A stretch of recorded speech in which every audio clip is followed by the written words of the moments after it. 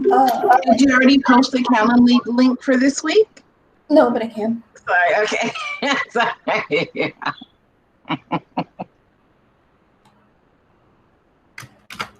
Yeah, so try to be Wednesday. If you met with me last week, try to book time with Hardcore just so that way you're alternating and getting different people's opinions on your code. This code review should be pretty quick because like database is kind of cut and dry. So it should be pretty, you did it or you didn't do it. But, you know, it's still good to talk about it. And as we're, you know, in week 8 now, like, we can also talk about, like, what do you want to do next? And, you know, what do I think you should do next? And, like, how do you apply for jobs and all that? So, well, we can also use that time to talk about that stuff, like individually. We'll talk about it in general, but we can use that one-on-one time so I can be like, oh, I think you're really good at front-end work, or, oh, I think you're really good at blah, blah, blah. You will, at the end of this class, which I have to do still, you're going to get a little, like, a graph with proficiencies, and it's based on your grades and projects and that kind of stuff. And so you can use that proficiency graph as a tool for, like, marketing yourself. So it'll be like, you have another project idea you want to talk about? Okay, we can talk about it. What was my thought? My thought's gone. You're talking about the overall of our we work. Yeah. So you can use that it's just a little graph and you get rated like 1 to 5. And so 5 is like, you know, awesome, a 1 is not sufficient. And so you can use those to be like, you know, oh, I'm awesome at HTML, CSS, and database stuff, but, you know, my JavaScript's kind of weak. So you'll get that at the end of the class. Yeah, we're getting there. Anything else? I think that's it. Code review, open Thursday, class different on Friday. Okay, so this week what we're going to do is we're going to talk about design and project management to gear us up for building cool projects for next week. Because next week we're going to start a group project. Also, like, this week and the next 2 weeks, you guys don't really got a lot of homework. So this week you got a couple pieces. You got, like, I want you to build a little project. And then, like, I want you to make some buttons. And then the next 2 weeks, you have your group project. Then week 11 is actual homework. And then week 12 is, hey, send me your resume. So it's all good. All right, so, and we are going to look at like SQL review stuff too this week. I just don't want to fall behind, so we're going to do some design stuff and go back to SQL stuff. Okay, so what I want to start with design stuff is design is where science and art break even. Design is not art. You can be bad at design. You cannot be bad at art. Design has rules and structure and like a purpose. Design is solving problems. It's not capital A art. So why I think that's really important is because, here, Hermione, here.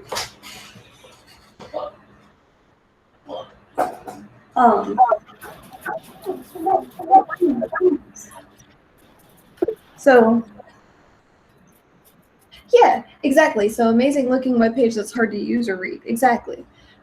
The reason that I'm really, really hammering this down is because, like, there are rules for a reason. And that is because design is problem solving. Zizi, I'm gonna mute you because you're super echoey. Yeah, and so like this is not an art class. This is not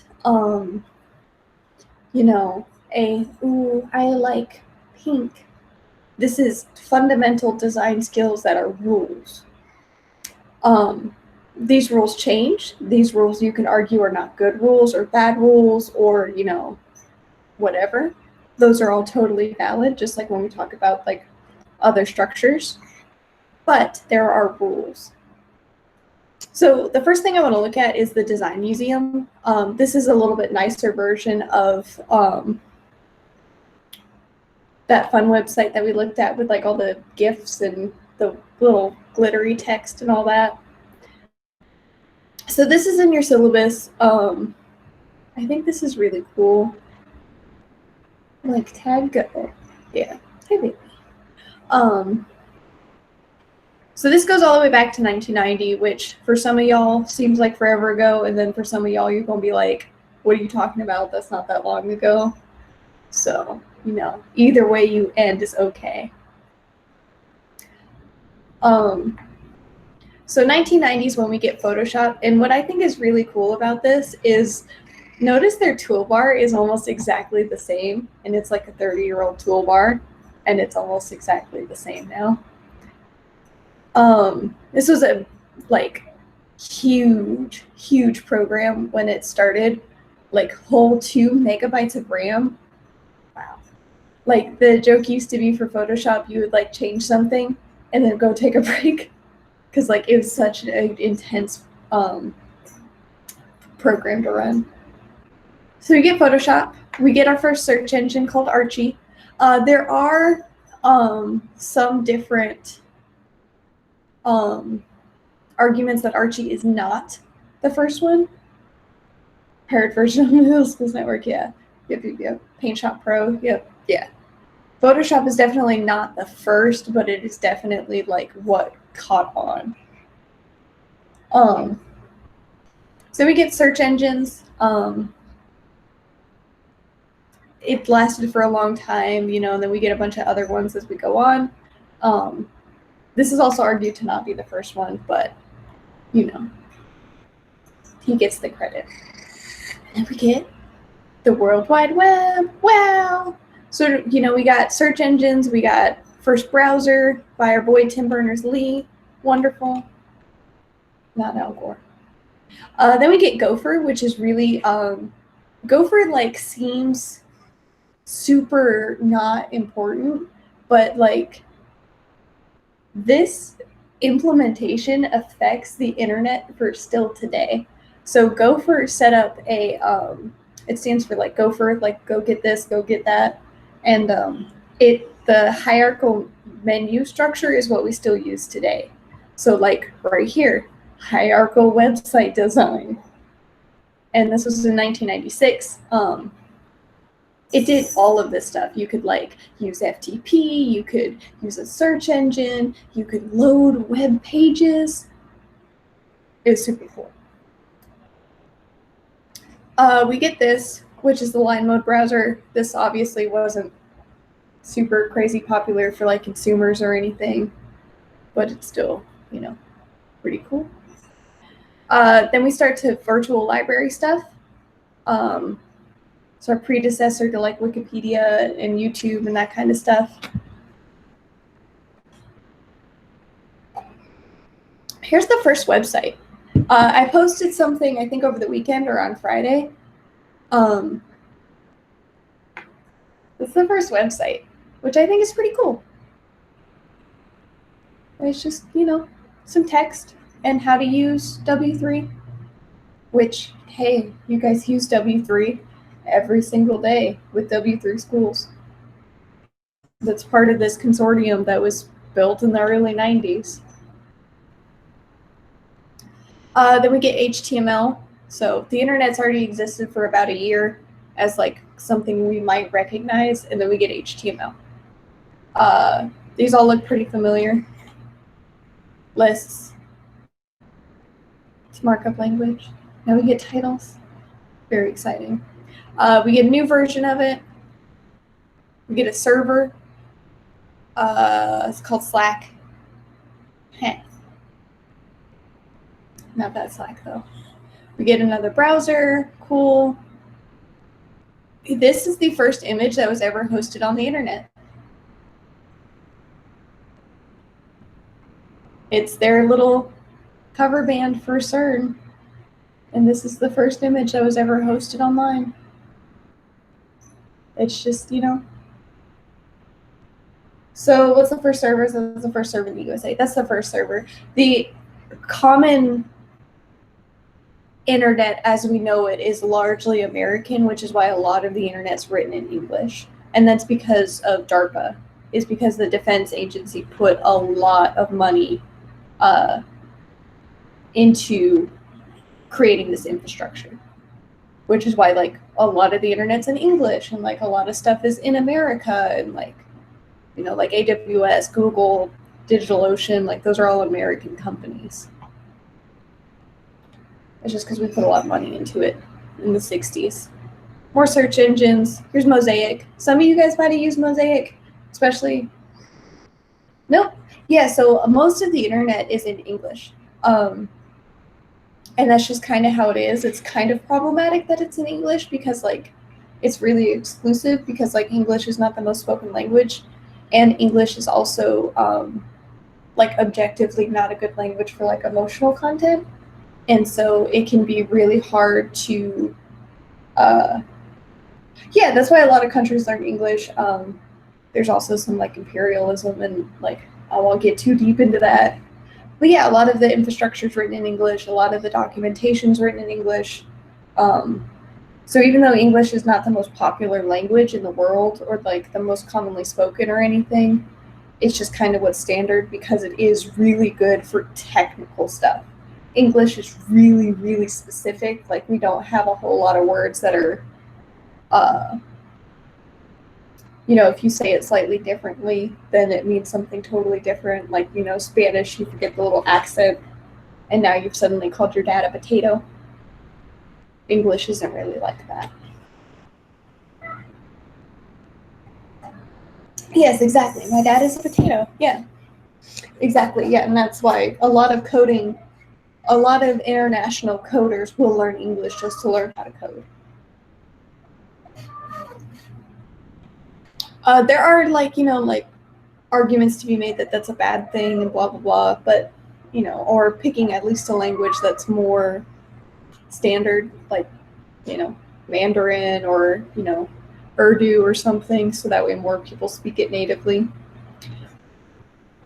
I was like, what are you doing? No, she's just eating my door. I don't know what I'm going to do with her. This discount cat's not doing it to him. All right. But yeah, so, you know, that's kind of a problem with like the internet, and it's because of how things got done in the 60s and 90s.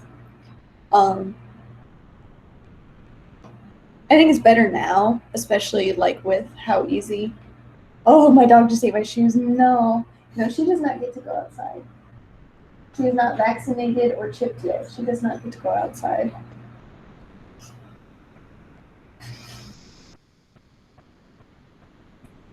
Maybe one day when she gets older. She's literally just going to town. I'm gonna have to like lose my deposit because she ate the door.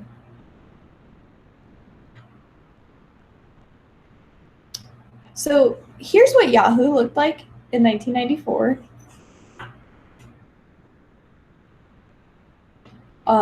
You know, they ripped them out to eat the insoles. That's funny. My dog liked Toms. That's the shoes that my dog really liked. It was like Toms. Those are tasty snacks. All my other shoes she did not care about, but she really liked those. I think it's probably because I didn't wear socks. So they probably smelled like me. So she was like, tasty shoes.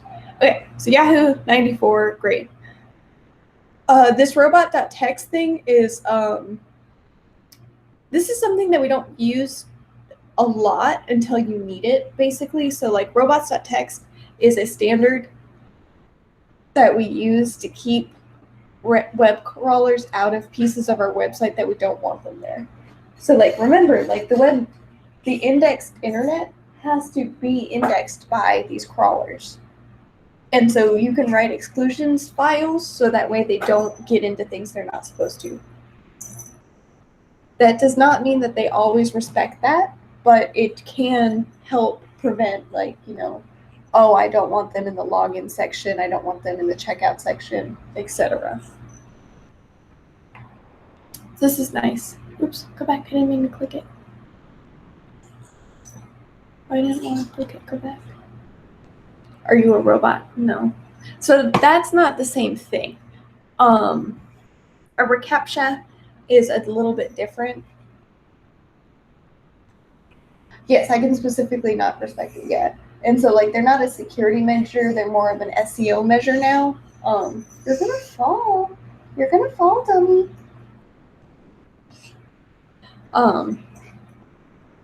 She's being all sorts of honorino. So it's more just like an SEO standard now. Now we use it for them to like respect redirects and stuff. CAPTCHAs. Ooh. She just fell off the couch, y'all. Oh, I thought you dropped her. No, she fell. She's fine. She's a cat. They fall pretty easily. It was just really funny because now she's just sitting there like I didn't fall. But yeah, so CAPTCHAs are a little bit different technology. Yeah, she didn't have to. She's a cat. Now she's just chilling and pretending that she didn't fall. Oh, she got back on the couch. You wanna come here and stop being weird? No. But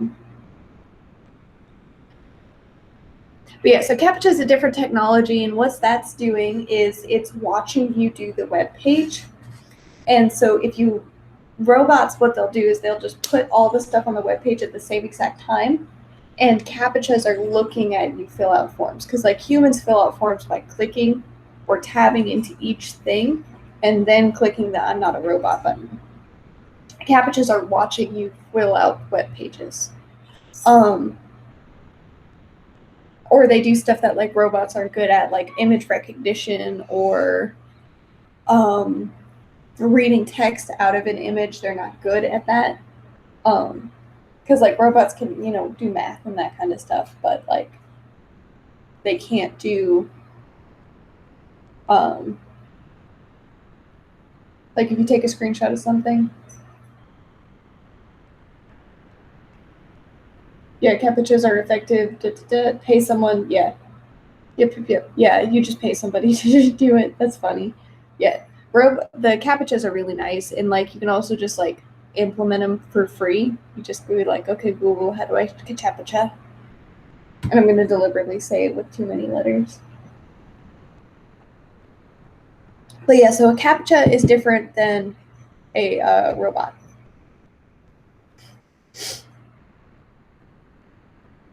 Yes, H. Yeah, so that's a little bit different than a robots.txt, but similar idea of we only want humans to use certain parts of the internet, and so that's what we do. So I think this is really interesting. The first standard of HTML got pushed in 1991, and the first validator didn't get pushed till 94. So that was 3 years of no way to validate your code except for manually. I feel like if I was doing this, it would have been a much shorter gap.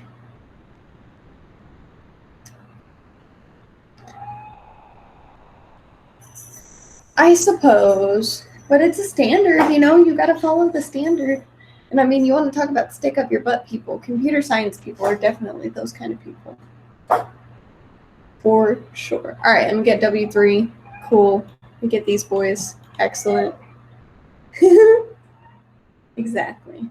All right, then we get Netscape. Some of y'all probably use Netscape. My younger people probably not. Here's the first web banner. It's from AT&T. Yeah. Susie, you probably aren't going to catch up with stuff till like the second half of the history. Because this is older than I am. This is 94, and I was born in 95. Netscape, yeah, I'm 3. Apple probably, yep. Mm-hmm. But yeah, here's our first web banner. And then we get GeoCities. My older dweebs will probably have used GeoCities. This really kicked off so much other stuff. Like, I would argue GeoCities is the reason we have WordPress. But yeah. So computer run blocks. Yeah, so GeoCities is just basically like free internet space. That's just what it is. And it was like crazy. Like the idea of you get free internet space. Like, wow. Then we get Opera. You guys have probably used this, especially if you've used an older iPhone. I don't know. You can look at the Internet Archive and see. The Internet Archive has a lot of stuff. What exactly is Figma? What exactly is Figma?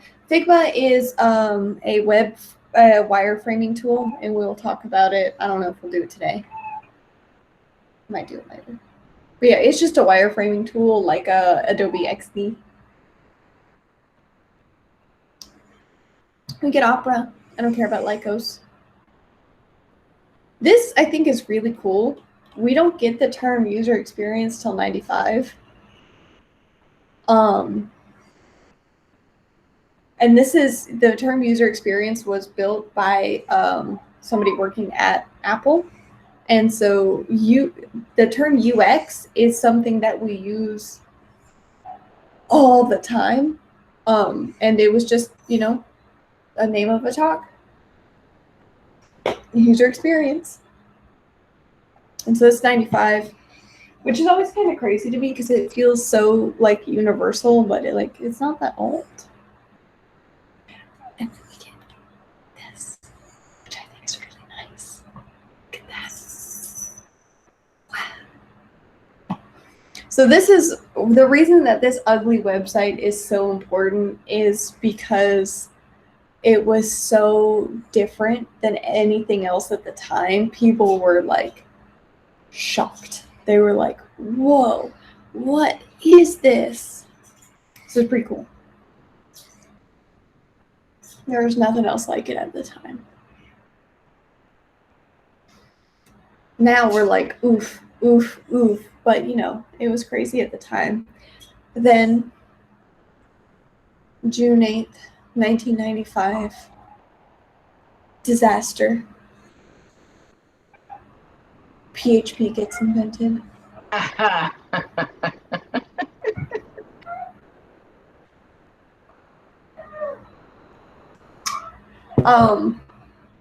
So originally this used to stand for personal homepage. Now it stands for hypertext preprocessor. It's fine. So we had PHP for a while, and then there we go. We get Amazon. So 95, we get Amazon. 94, we get Yahoo. So notice that Alexa.com got purchased like really early, like 1999. Yeah, Amazon's super old. Our dear friend Jeff has been at this for a while. He used to have hair too. Yeah, IMDb is actually pretty old too. Yep. 2002, we get AWS.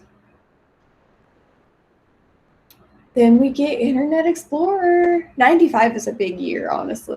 The other thing that actually is really cool is, well, okay, not cool. It was an important thing that happened is,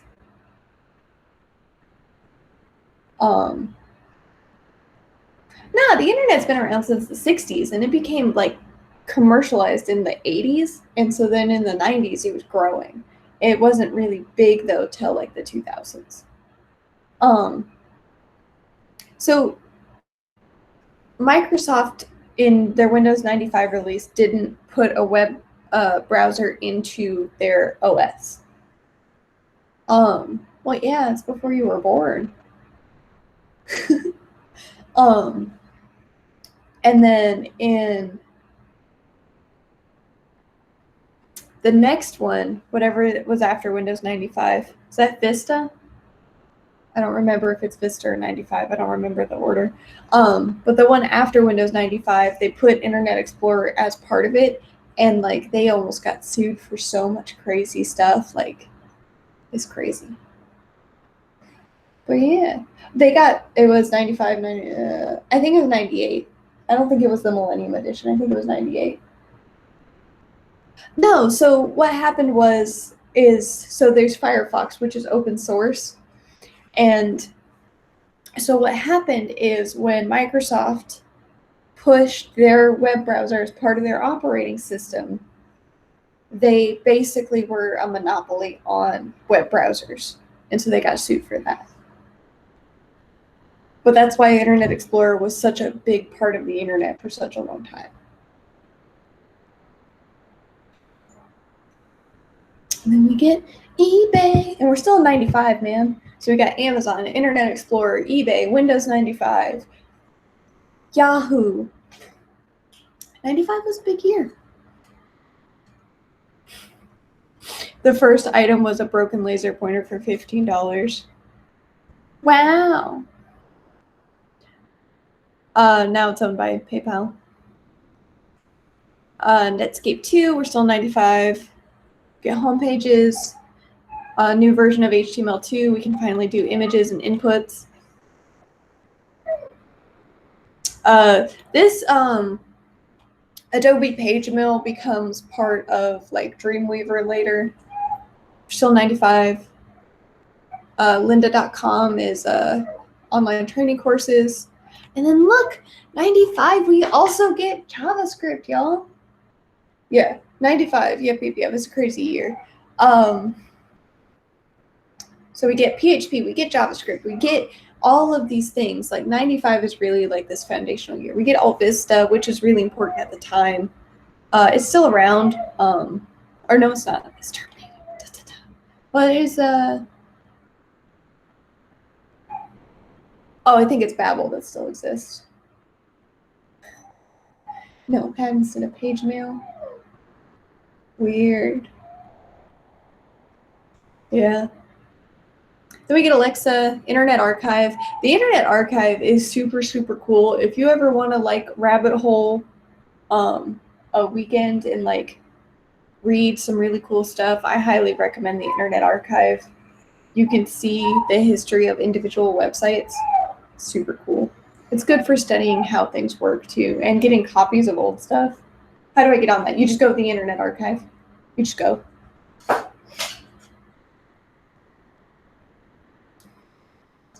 So remember, JScript is not.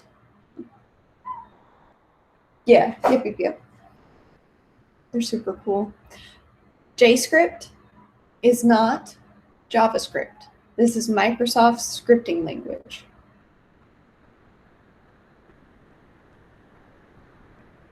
It's just setting up like the runtime environment stuff.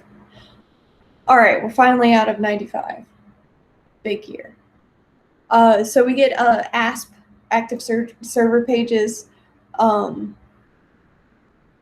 still used today. They're not as popular as they used to be, but they were a really big part of the internet for a while. And then look, we finally get CSS. Woo! Yes, pretty stuff.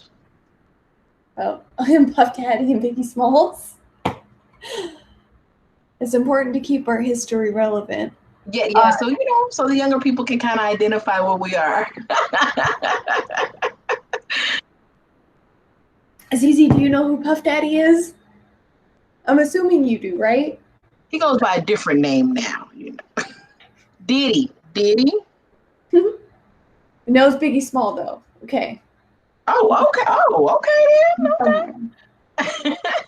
Well, that's more important anyway, so. That's funny. Okay, so we get Flash. Flash used to be the way that we did a lot of animations. Easy, stop. You are physically causing me pain. You know what? Oh, that's funny.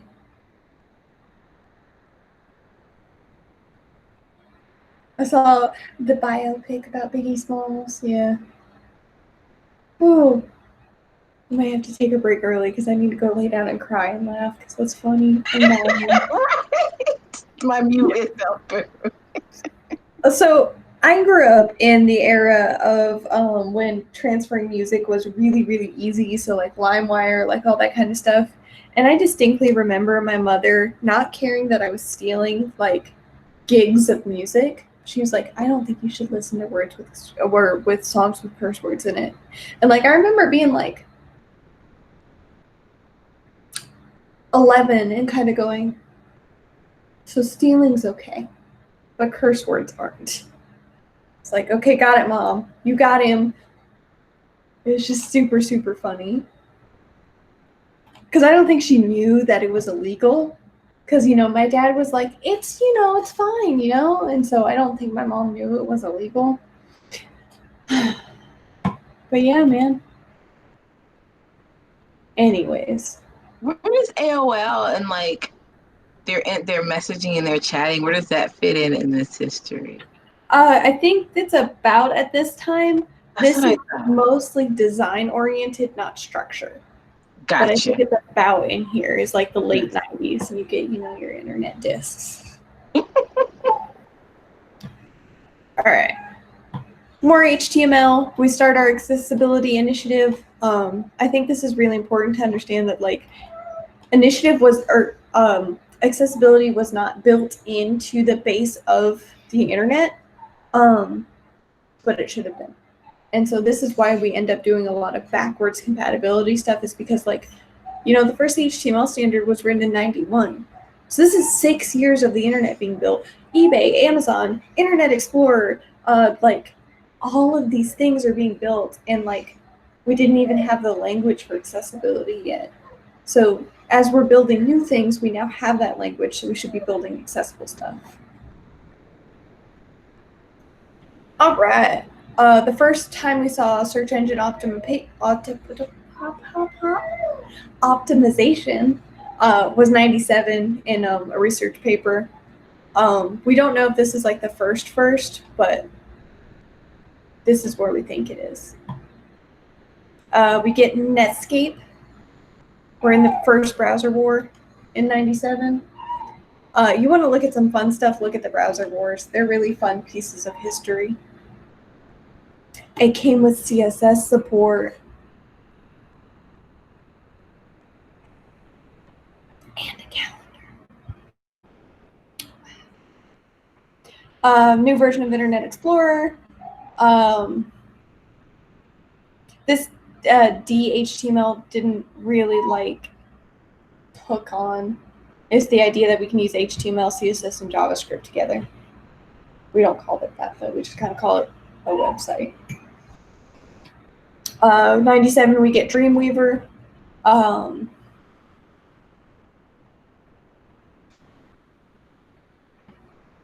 It's Dreamweaver, I guess. If you have been building, it was a thing for a while. Yeah, if you wanted a cool animated menu, yeah, yep. And with Dreamweaver, if like you used to build websites in like the early 2000s, like 90s, you probably used Dreamweaver. Come on. We get another validator, another version of HTML. We start to get design, people talking about design online. We get webzines. XML, great. We get Mozilla. Look at that, it's so nice. I don't care. We get we get some more CSS stuff. Open directories. And then 98, we get Google. Yeah, yep. I don't know where that is. Is that the list? I don't remember where that is. But yeah. Oh. I don't know where the design is kinky is. Yeah. Yep. So we got Google in 98. I just passed it. I don't know which way I passed it. I believe you, but I obviously did not register to me. So it does exist. I don't remember where. Oh, here it is in the, yeah. This is another one of like the design history ones, or not design history, like a design community.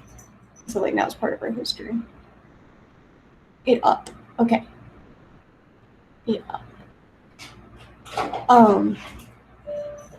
I thought you were talking about this, so I was confused. I don't care about this. This is pretty cool. This is when we started talking about like boxes for. Thank you. I'm spoiled, y'all.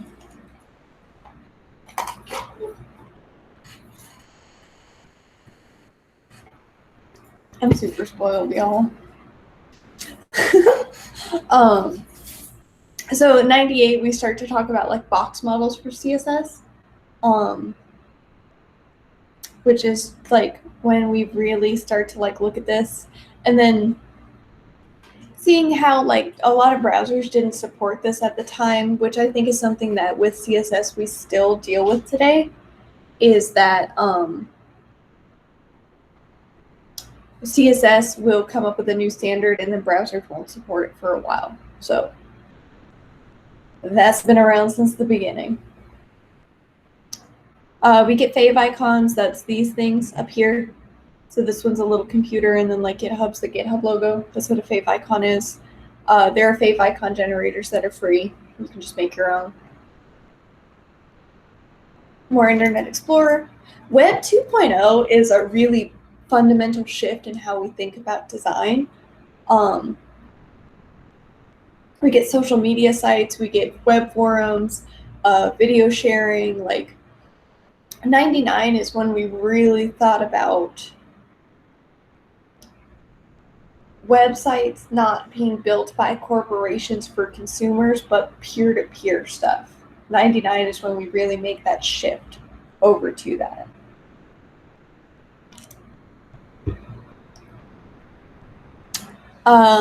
More accessibility, get Photoshop 5. Starting to look a little bit, ooh, my mouse has given up. Starting to look a little bit more at like what a regular Photoshop looks like. I really need to get a new mouse, but tragically I'm horrifically lazy. Okay, there we go. Just kidding.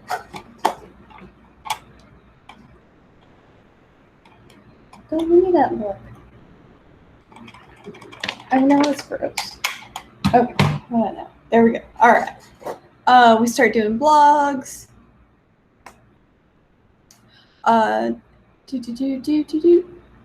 This is not the design book I recommend.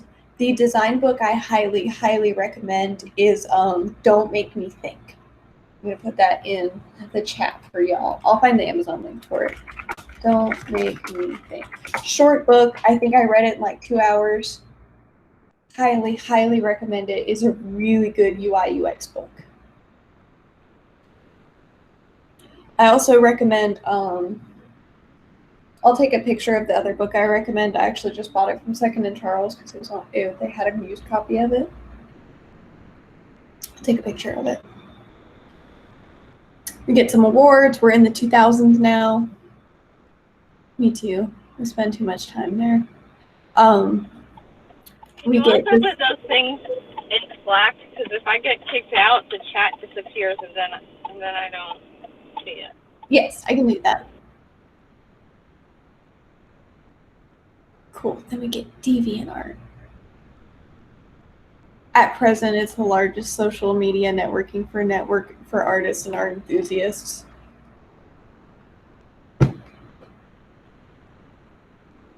Press X to doubt. Anyways.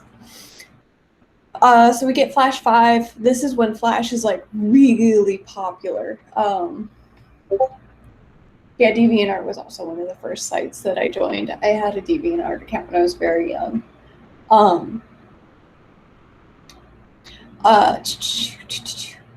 So the 2000s are when like Flash was really popular. We get game websites. We get what really sticks out to me is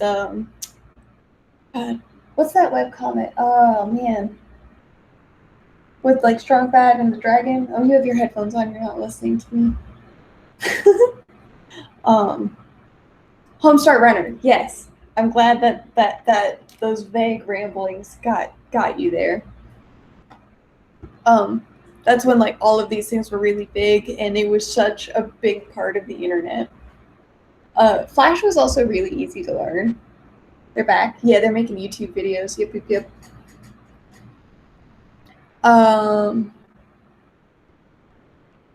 Strong artistic experience. Yep. Okay. Oh, look, this is the book I recommend. Don't make me think. This is like my field that I'm really interested in is human-computer interaction. But I highly, highly recommend this book. The Clubhouse has a copy of it. If you want to borrow the Clubhouse copy, I think it's back. It might not be though. But yeah, it literally is like this big, lots of pictures. You can knock it out in an afternoon, easy. All right, 2001, we get Wikipedia. So at this point, the internet is a thing. Your birth year, wow.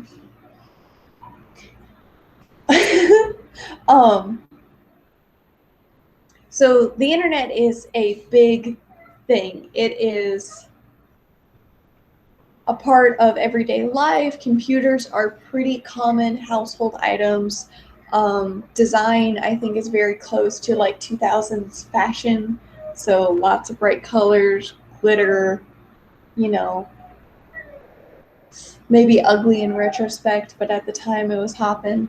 And the whole reason we learn web design history is to see what sticks around and what's trendy. So like nav bars have been a thing the whole time. So okay, we can stick to nav bars. Those stick around. I don't know what he's doing, but he loved it. Yep. More internets. We get SGVs. Those are the scalar vector graphics.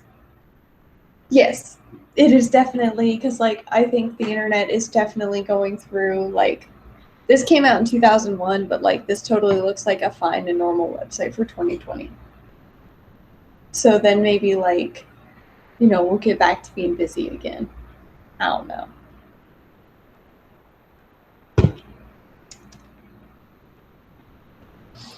So here's the Wayback Machine as part of the Internet Archive. It's lots of fun. Go play with it. Howdy makes the first responsive website.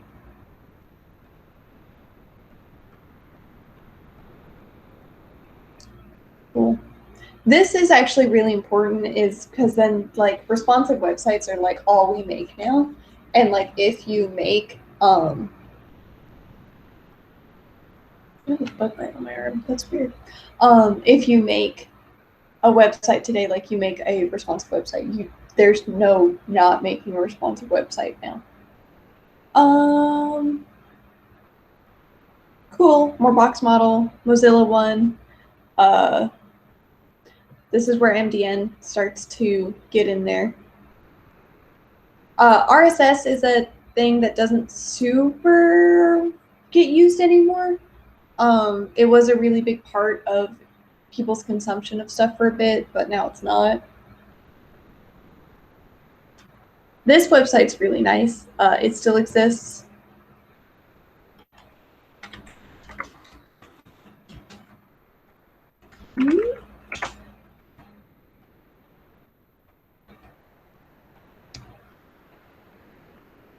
So this is what it looks like right now. It still gets used, yeah.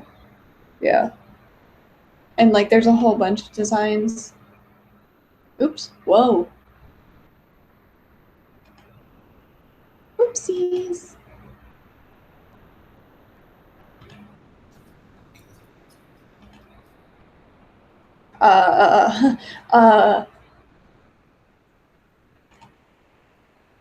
Okay, so, whoa, whoops, whoa.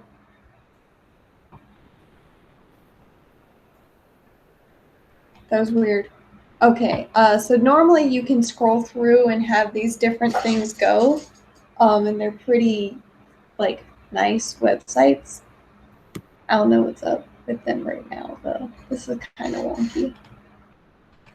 What else we got? This is nice. I like this.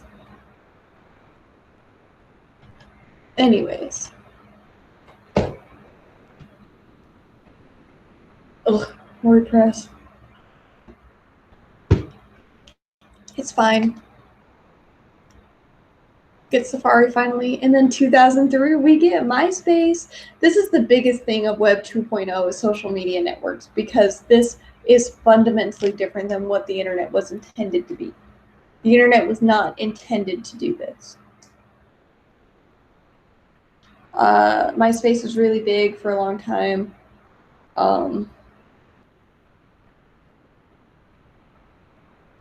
That's MySpace. That's like the login page for MySpace. I think the really big draw of it is you can make custom pages. Like a lot of people, I think, around my age and maybe a little bit older, MySpace was their first exposure to development because you could edit your stuff.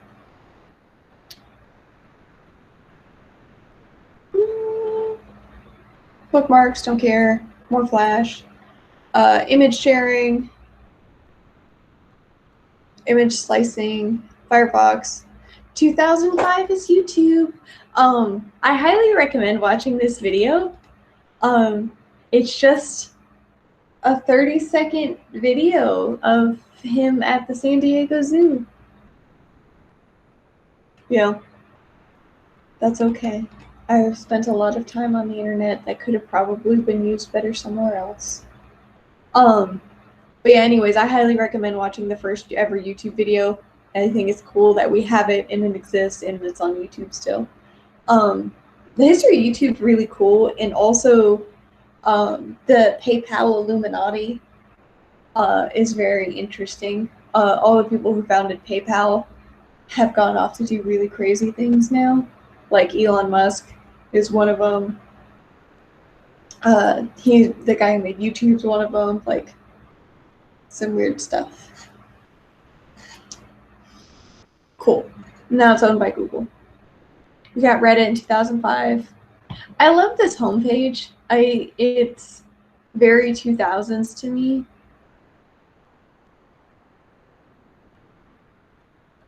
So this is what it looked like. Exactly. Yeah. Right. So this is it's 1,000,000 pixels, and each pixel was $1, so it's $1,000,000 homepage.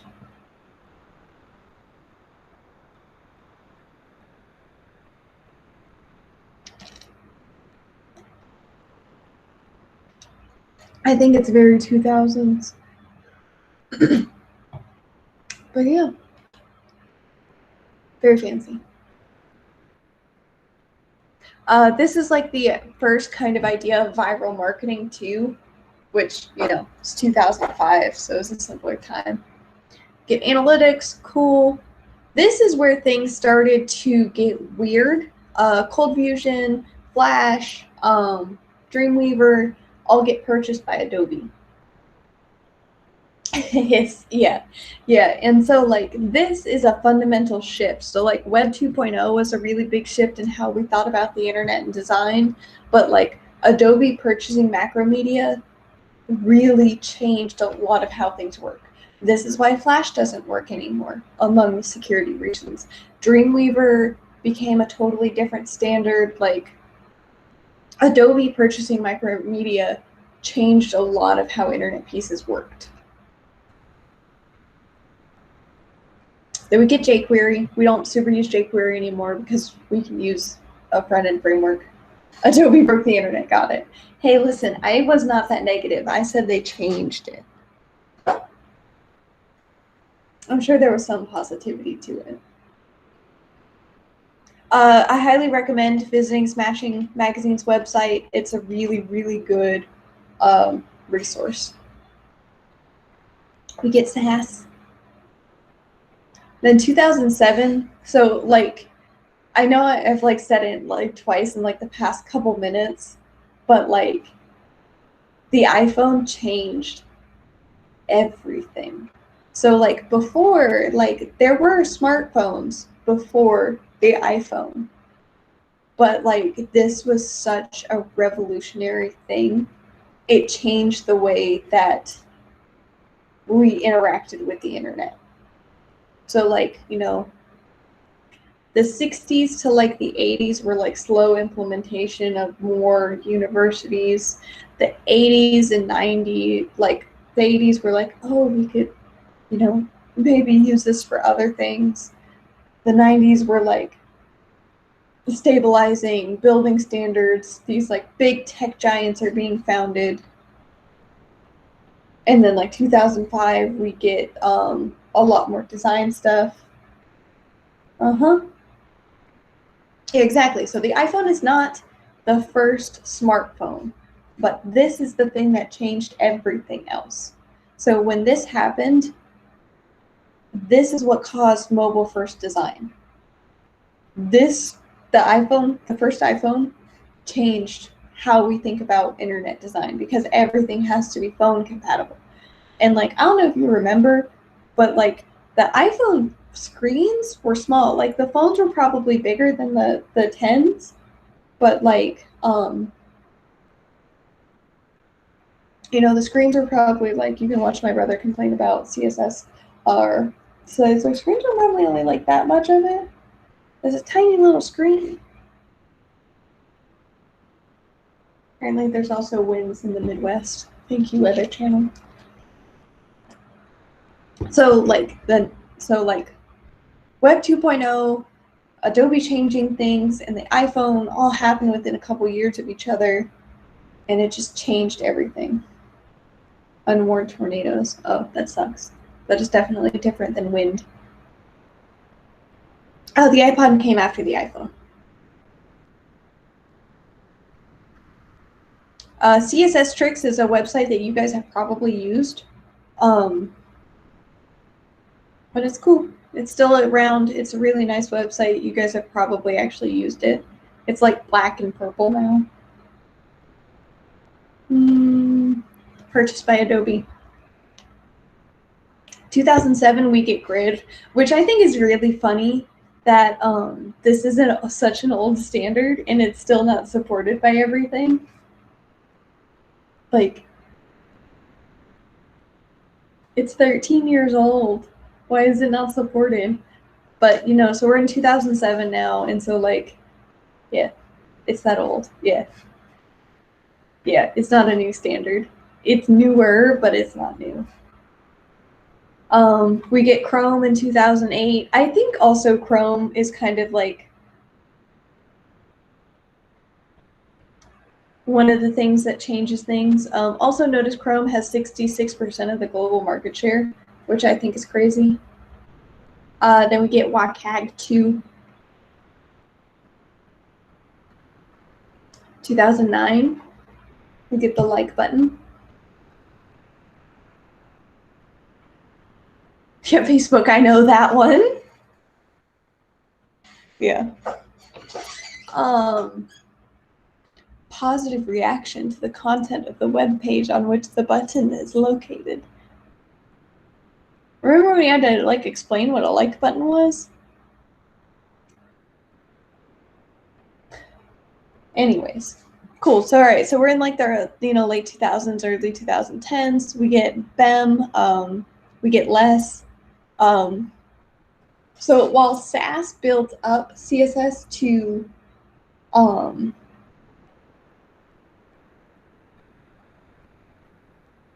add more content, less is like it makes it behave a little bit more like a programming language. We get mixins and math and nesting, which is cool. We get Dribble. So 2009, we get Flexbox. So this one's 11 years old, and it's still not stable. Most major browsers, though. Typekit, purchased by Adobe. We get All Boards. This is a very good website to spend some time in. Yeah, Grid's more like designed for like making big things though, so I think that's why. And then I hate this design interface. It's called Flat Design. We'll talk about it more in detail. I don't know if you guys remember Zooms. They were really popular for like 4 months, and then they were a joke. But Flat Design was a really big thing. Yeah, they weren't popular, and you were like 10, so. You know, if somebody else has a Zoom, it's Send me a picture of your Zoom. You're 8. My mom's old Zoom. Yeah, you were 8. Oh my god. Yeah. I was watching, this is a little bit related. I was watching somebody take apart their old Game Boy, and then I found my like first generation Game Boy, and I was like, well, I'm old. This is sad. All right. Then we got web fonts. It's called Google Fonts now. We still use this. 2010 is when we first get this like really big idea of responsive web design. So like the iPhone came out in 2007. It was 8. Okay. Yeah. That's crazy. And like I know that that's how like my brother was born in 2000, so like I should know, but like my brain's just like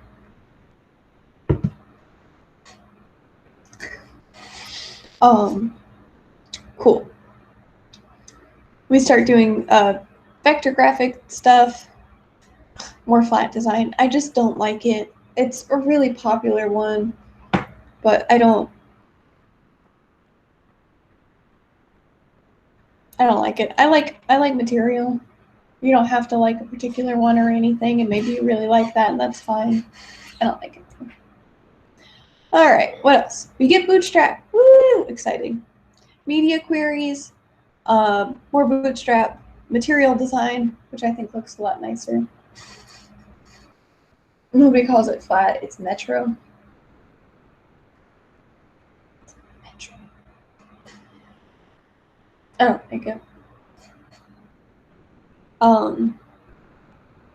We'll talk about all these design languages. I'm picky. Yeah, HTML5 is from 2014, so that's a pretty new standard. Multimedia playback, asides, sections, canvas. We have Microsoft Edge, 2017, no more Flash. This is the year that it shall die. And this is it. This is where we're at. That's the end. So, like, big things to think about as things go through responsiveness, new tools, and what stayed the same. So, like, nav bars, pictures, easy to read text. Like, these are all things that stay the same no matter what design language or time that we're working in. So I think it's really interesting, and mostly I want you to build up kind of a mental library of design so you have it in your brain as we build out this stuff. So any questions about this meander through web design history?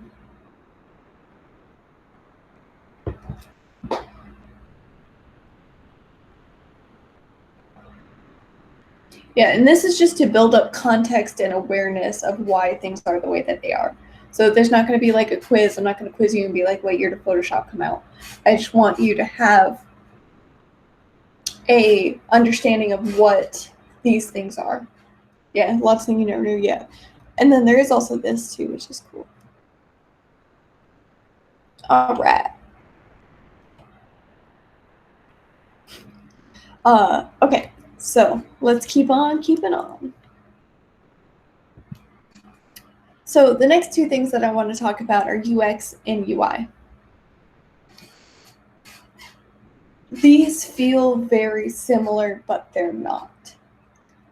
So UI is user interface. And what that means is like the actual layout of how things look. User experience is how a user interacts with a thing. So for example, user interface might be like a picture of a store or like a map. But a user experience is going to be how a person walks through a store. And so these also apply for our website. So user interface is how things look. while user experience are how a user would use your website. So like we go to like, I don't know, this is an auction website that I've been spending a lot of time on. I don't think I have anything in here. I don't want to sign in. This is a auction house. And so like, I think it's very pretty, but like, it's very easy to navigate through the site. This isn't great. But like when you're actually on the website, it's very easy to find things and just figure out what the flow is. So like, okay, you know, I don't know. This is cool. That's a cool dress. Got it. It's an auction house, so like this is like estates and that kind of stuff. But yeah, so then we register bid, and then look, big green button. Here's how to sign in. Here's how to get help. Here's information. Like, it's designed and built that it's very easy to figure out what the flow of the path should be. If I sign in, I think it's a little bit easier to see what's up. You say user experience is how it works? User experience is how it works. What is the flow? And then user interface is just how it looks. So like, why did we pick tan and black? Why did we pick this font? You know, why did we put the image on this side? Versus experience is like, what happens when I hover over these? What happens when I click it? How do I buy an item on the website? How do I get help? What happens when I scroll? Oh, that's cute. I like that. That's cute too. Okay, so these are some difference between UI and UX. They go hand in hand. They normally work together because like the other thing, like let's go to like,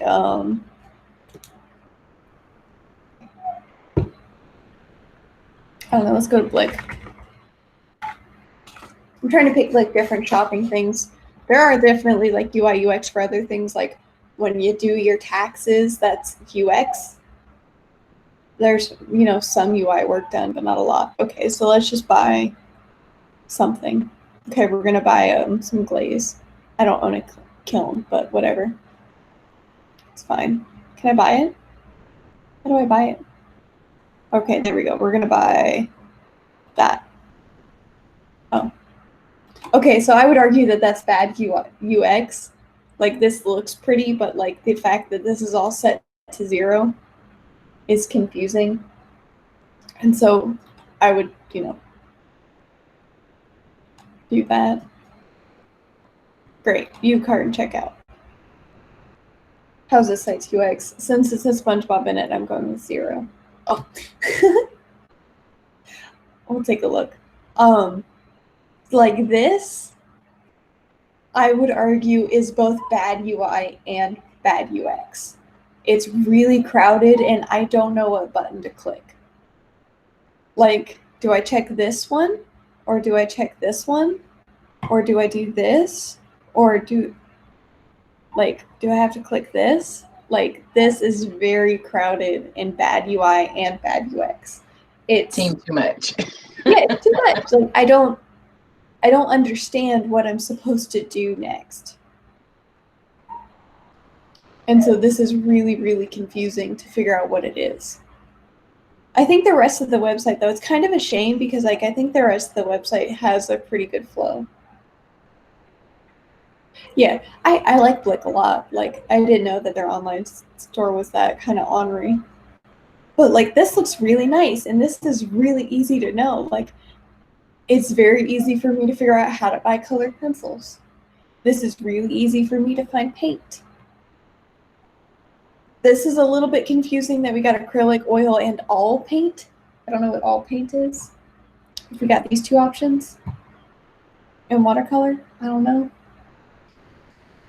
But like UI, like this is very pretty, but like when we went to the cart, it was confusing to know how to check out. All right, we'll look at your SpongeBob website now. Maybe it'll let me click on it. All right, so this is what Zizi would like us to look at. alcohol markers are very expensive. I would actually argue that like this is pretty nice. Like it's fun. This I would maybe make the text a little bit bigger, but it's not terrible. It's an unobtrusive email thing. This is nice. This is what is this? This is a Shopify? That's pretty. I like that. I love the colors. Yeah. Ooh. Yeah, I think it's nice. This is nice. I like this. I like it's lazy loaded images, so it loads really fast. Some of the masks. Yeah. This is nice. I like the on hover to change to the different product. That's kind of freaky looking, but you know. Yeah. Cute. So like I was expecting this to be horrible, but like I like this. I like this a lot. Ooh, love that. It's really nice. Yeah. I like this. This is nice. And we got some stuff going on. It's for snow commerce. Interesting. But yeah, no, like it's dynamic, it's pretty, it's engaging. Yeah. All right, let's see how easy it is to check out though, because we saw Blick was pretty, but it was, you know, oh, we're gonna buy a SpongeBob yoga mat. That's what I need. I'm not sure why yoga mats are women only, but here we go. They're only for women's. I'm gonna get this one. This one's cute.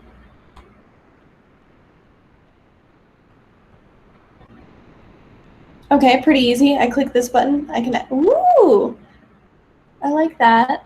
Okay. Those are kind of UX things. Is like, it shows me that I have hovered over this thing to click on it. Okay, check out. I like that bar. I like that bar animation. I really like that. It's not obtrusive. It's not over the top, but it's a very nice little dynamic. Here we go. And this is much easier to understand what I am supposed to do. Like, I can either use this or I can come down here and do this. This is much easier to understand. Cool. Yeah, I like this a lot. I had low expectations, but I was blown out of the water, if you'll accept the pun. Yeah, $65 for a yoga mat is very expensive. Like I could go get like a really nice yoga mat for $65. But you know. So yeah, so like UI and UX are very close together, but again, like think about it in like physical things. Like when you go grocery shopping, you care more about how am I for free yet? The yoga, I need to buy a new yoga mat because mine is tore up. Not spend $65 for it though.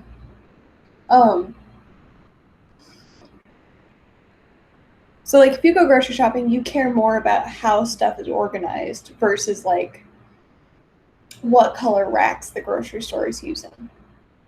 And so that's kind of what, yeah, UI should make UX feel like nice. Yeah, exactly. So like, and personally, I'm a function over form kind of person. What's yoga do? It's supposed to be relaxing. So yoga is technically part of a religion and like, you know, you're supposed to be like clearing your mind and connecting with your body, blah, blah, blah, blah, blah. I'm a white person, so I use it to stretch. But, you know, it is more than just a workout.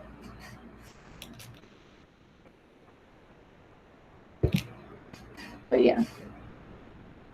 Yeah, relaxation and movement, you know, it's like doing Tai Chi.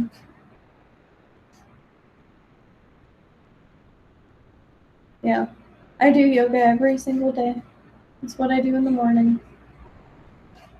And I didn't think it was paying off till I did a Pilates class with my boyfriend and totally kicked his ass because he couldn't keep up. It's like, oh, okay, cool. But yeah, I recommend it. You know, I just try not to be too, like, I'm already a white person with long hair who doesn't eat meat, so I don't want to be too, like, you know, crunchy, I think is the nice way of describing it. I don't want to be too crunchy. I don't know. I just YouTube yoga videos. I can Slack you some people. I'll Slack you some beginner yoga videos. We can do yoga together. We'll do like, that's like a thing that like people do like remote yoga together. Okay. Tangential. Anyways, so think about a checkout experience and like, yeah, and like that's the thing is like if I think you come from a certain angle, like it can be very like hippy dippy, and like parts of that hippy dippiness is very unappealing to me. Not to bash anybody who enjoys the hippy dippiness, but you know, I don't want to feel my chakras aligning with the earth.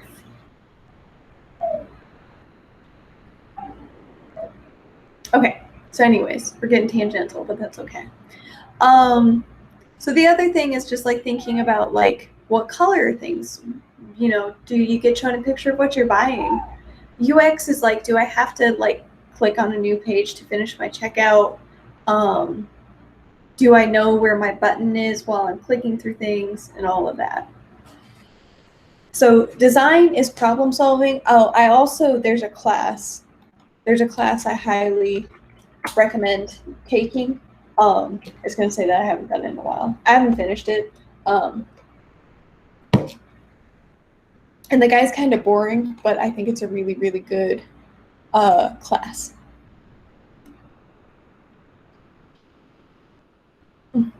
Go.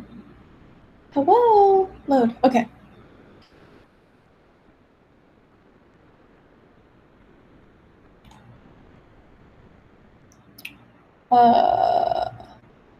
Yes, I didn't take the rest of the mechanic class, leave me alone. I highly recommend this design, creation of artifacts in society class. Share. There we go. I'll put this in Slack for y'all. If you are interested in design, this is a very good class to take, and it's free. It's a free class.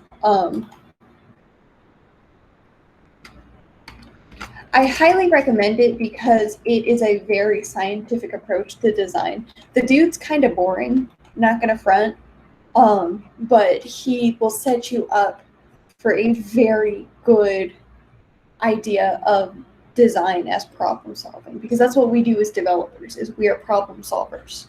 So this whole design week is gearing you for a whole other language for problem solving. Because you know, sometimes the problem is, how can I sell the most amount of socks? And that's a problem that can be scientifically solved by using design. Okay. It's a teensy bit early, but that was a pretty long section. I'm going to go through all of these really fast. We're going to look at some pictures and talk about using art words to describe things versus like, this sucks or I like it.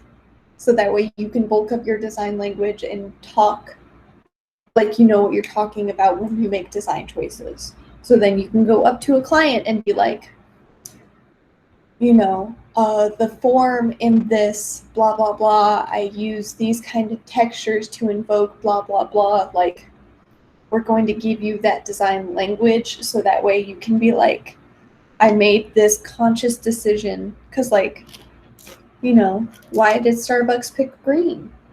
Why is the cup this kind of shape versus like, oh, this is also a Starbucks cup. So, like, you know, they don't sponsor me. I wish they did, though. I'm just kidding. They make some shady business practices. So, you know. So that's what we're going to do. Let's go ahead and take our break, though. 2:40. Let's come back at 2:40. And then we'll talk more about design. And then we'll do some SQL stuff.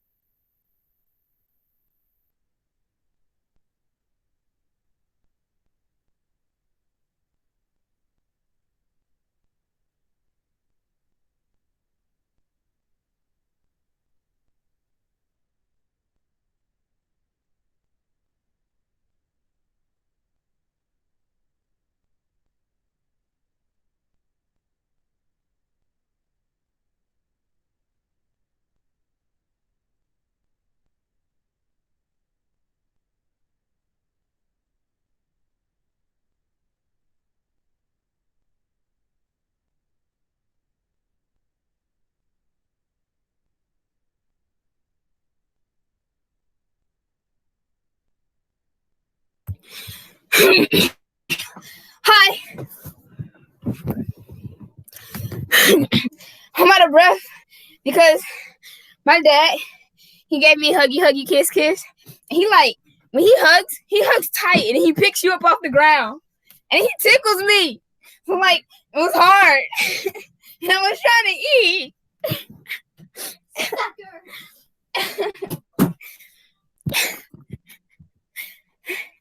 But how's your guys' break?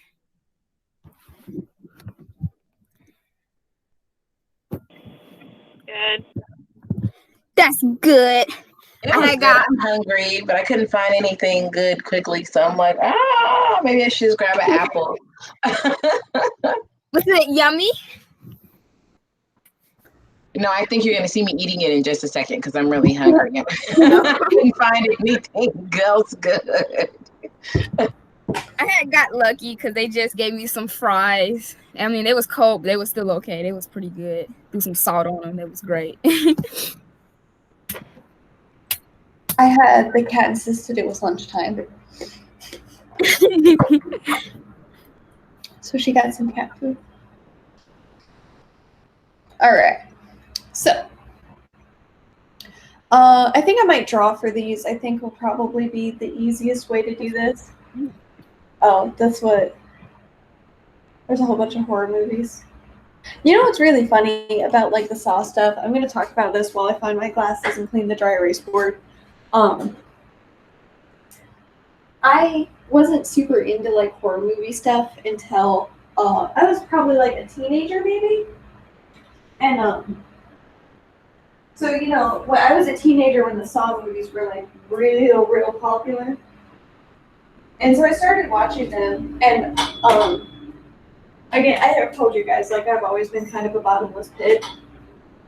And so I remember one time I was watching the Saw movies and I was having spaghetti, and then my dad walks in and he's like, well, that's just messed up, man. Like, and then like it took me a hot second to like realize what he meant. I was like, oh, I guess so. Like, you know, I don't know, that it just didn't super bother me. I think it's because they're so over the top gory.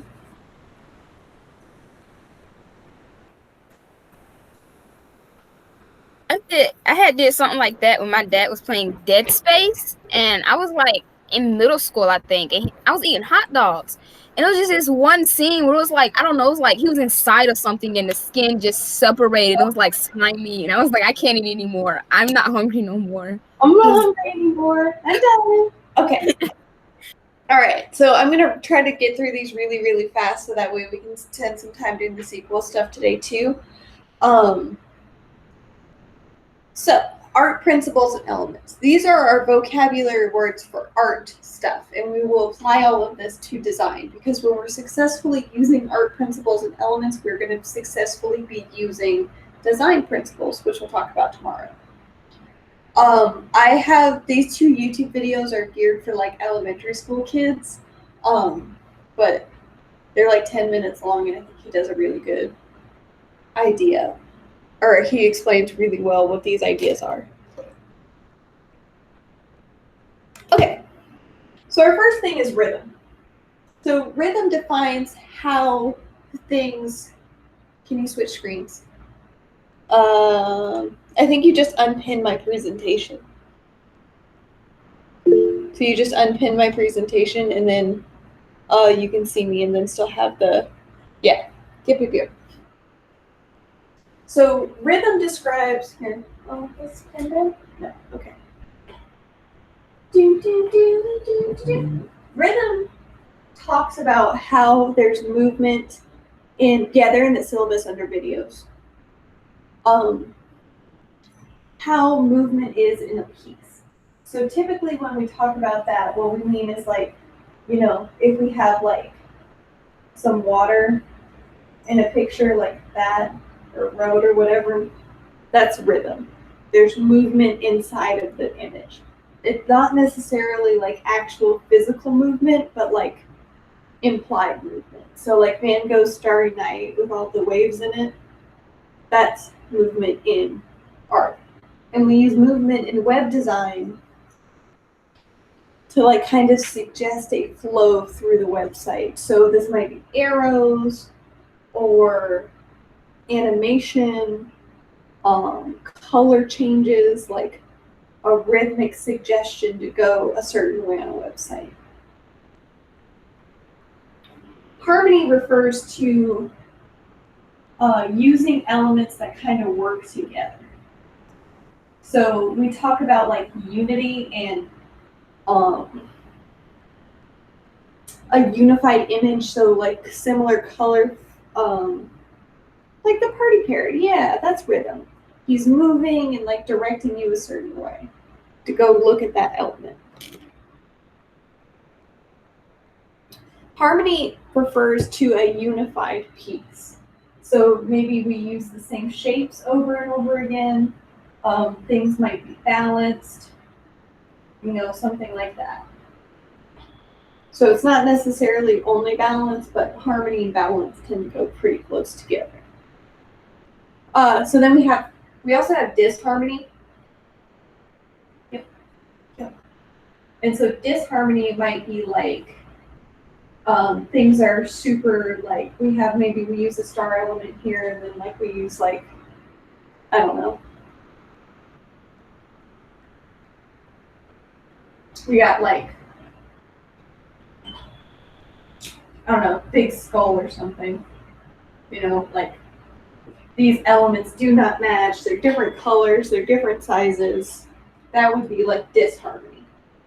And disharmony is not always bad. Like you might use disharmonious elements to show that you're not supposed to do something.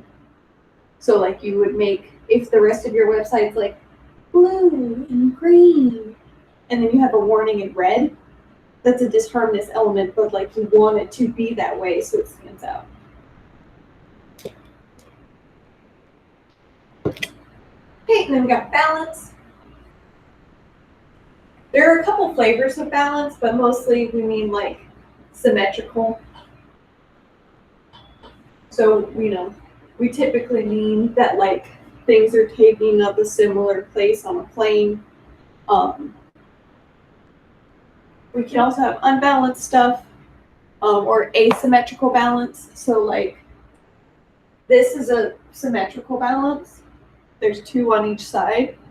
But we can also have asymmetrical balance.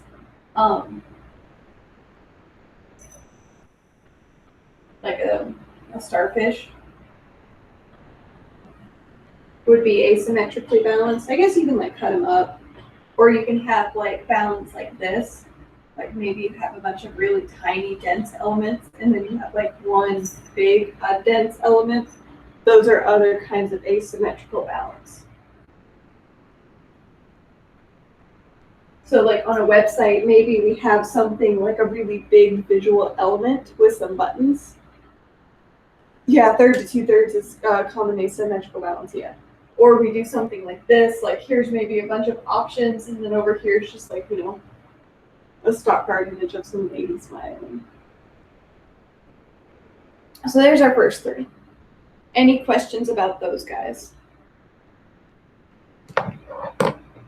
I think I'm also going to switch over to the purple marker because he's a little bit darker.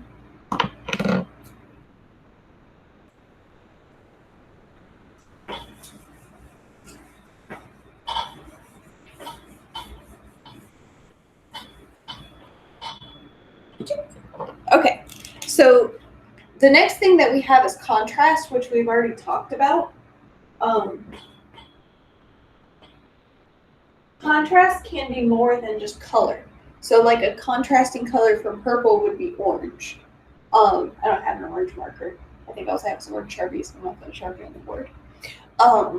But contrast can also mean like that asymmetrical balance. So we can have contrasting shapes.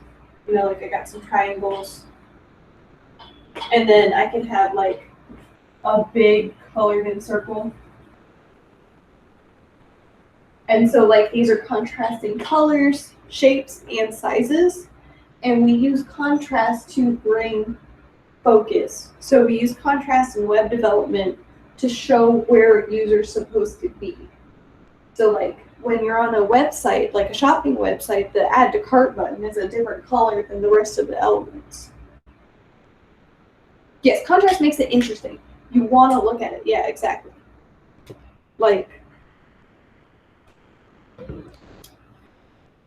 don't have a lot of like commercial objects on my desk. I guess I have like, so like here's like the contrast here on this eyeshadow palette is that the text is white and clean versus the super colorful background. So you're looking at the name of the palette. Ooh.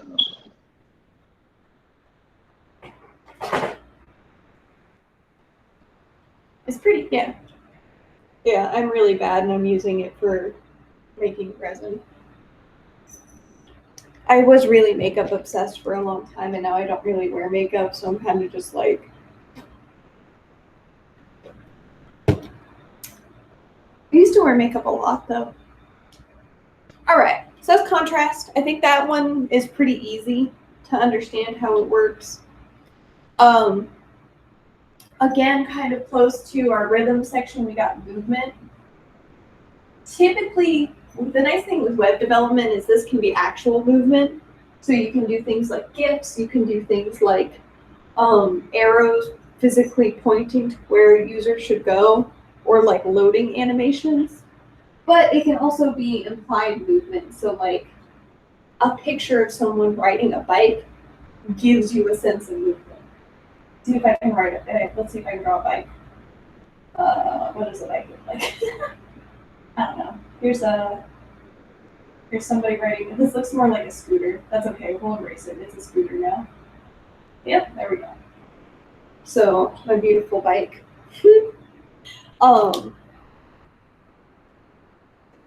And we use a lot more real movement in web design because we can.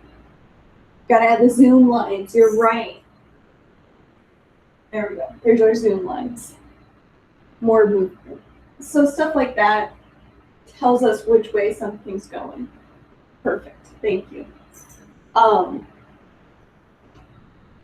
next thing is pattern. Pattern gets used a lot in web development. Low scale patterns get used with like, you know, I'm gonna make like a dot pattern. Great.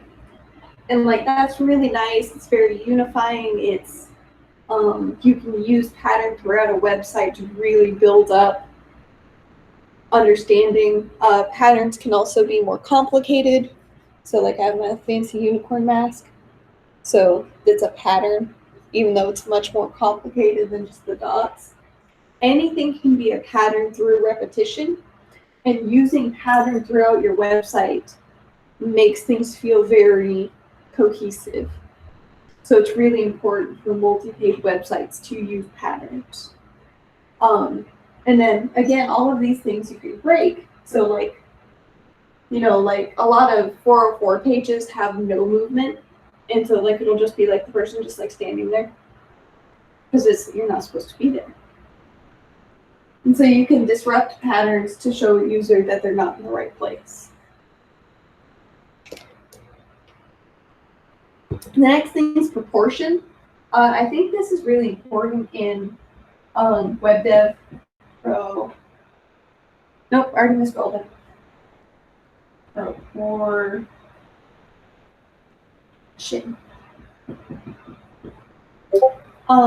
So there's like realistic proportion and unrealistic proportion. But the big thing that we really use is using proportion to show priority. So we do stuff like this.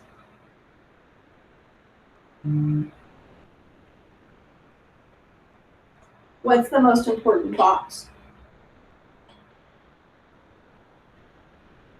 The big one. The big one, yeah.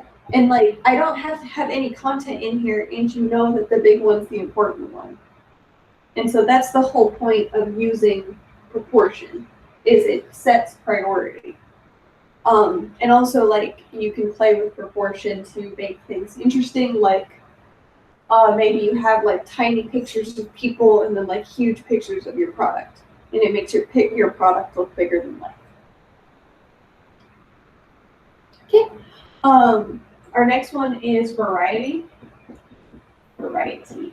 Variety is kind of the opposite end of pattern. So patterns use similar elements over and over again to build a sense of continuity. Variety sets elements apart and it breaks a pattern. So like if we did something like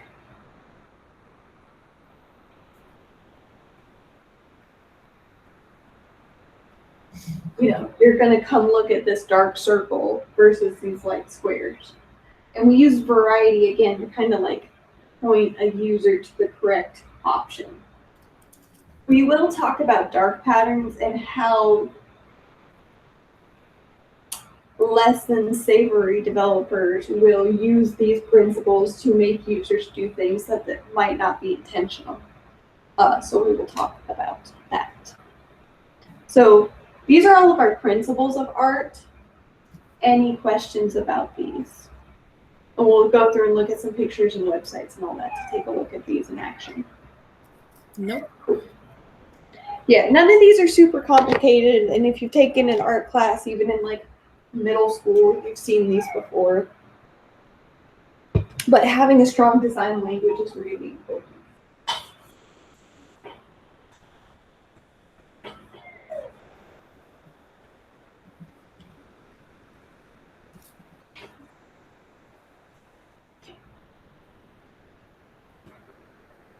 All right, so I'm going to pick some stuff. We're going to talk about it with some design principles. Is my shirt bees? Yes, they're bees.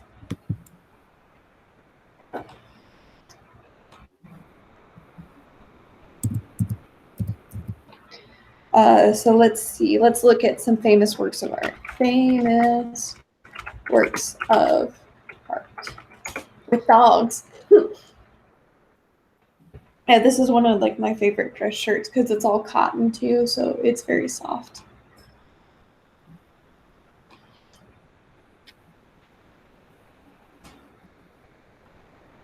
Yeah, exactly. So like, and it's also high contrast with the white background and the bright yellow bees. The bees are all very symmetrical. They're a pattern. There's not a lot of movement because the bees are facing each other, so they can't really like go anywhere. Let's look at, these are very common, famous paintings. So what kind of, yeah, kind of. Yes, I like The Kiss a lot. It's a very nice painting. So let's talk about this and then we can use The Kiss next. So somebody give me some art principles about what's going on in this painting. Well, it has a lot of movement. Yep, there's lots of movement. And how do we know that there's lots of movement in the picture? Because of the squirrely lines on the top. Mm-hmm. Azizi, what were you going to say? Variety. Yep, there's variety. So how so? Because there's many different colors and different types of stuff in the picture. Yeah, so we got these tiny little houses. We got the big moon over here. We got this big cypress tree. We got lots of stuff going on. We got asymmetric. Yep, it's an asymmetrical balance because we got like these little tiny elements here and then this big dark element here. What else? Proportion. Yep. The little houses in the church are really small compared to the tree and the moon. Yeah. This contrast. We got yellows and then blues everywhere else.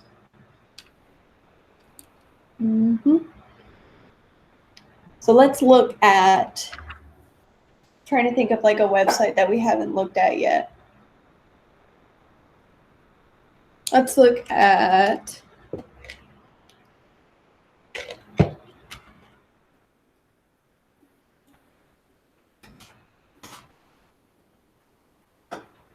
this is a tech news site. So let's see if we can apply some design principles to this. So let's wait for it to load. Contrast, yep. Dark images, white text, okay. Proportion, yeah. So the one thing is a lot bigger than everything else. Okay, what else we got? Are we looking at the whole website or just one picture? The whole website, the whole thing, yeah.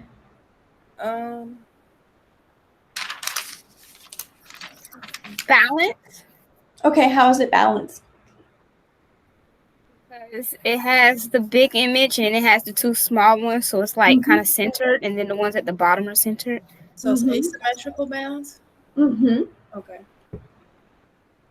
Yep. Let's see. Is that harmony? what? I'm sorry, I was just saying harmony. Yeah. Okay, so how is it harmonious? What are they doing?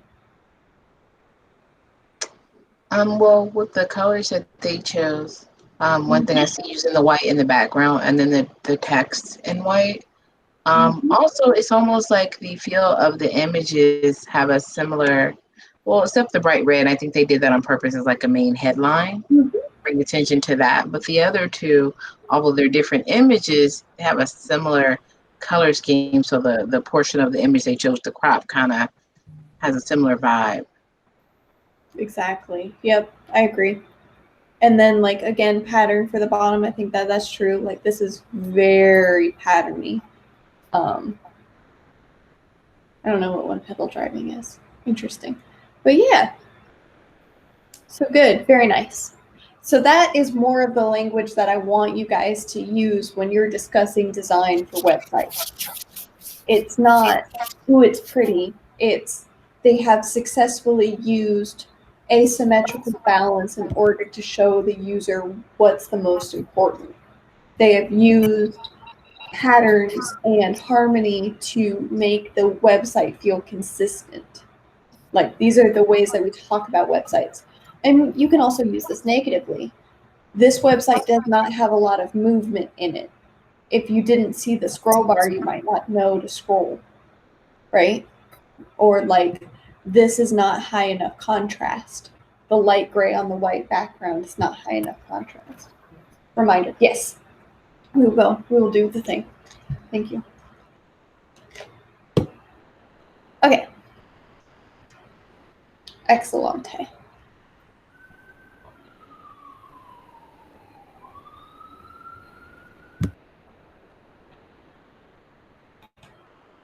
Cool.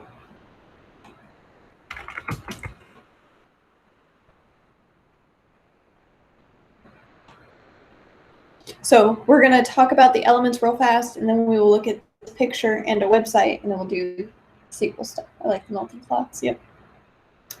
Our boy Dali is weird. He had a pet aardvark.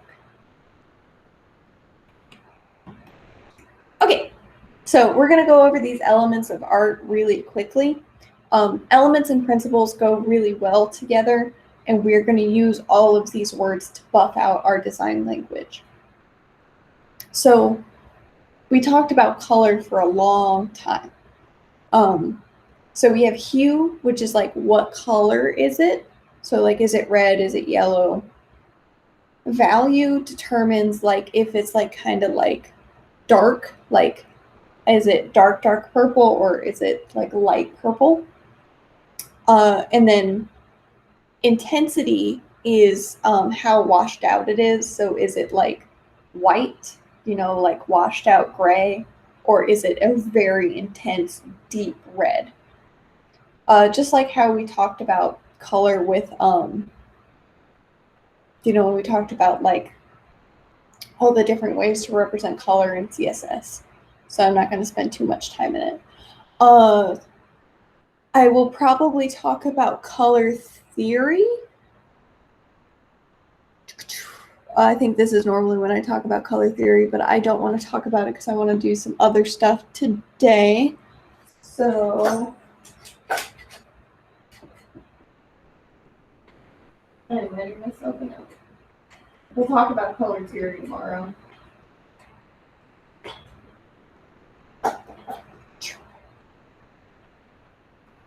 Color theory, I have some opinions about color theory, so we'll talk about it tomorrow because it's going to be more than a minute long thing. And you guys can totally also be like, that's whack, I don't care.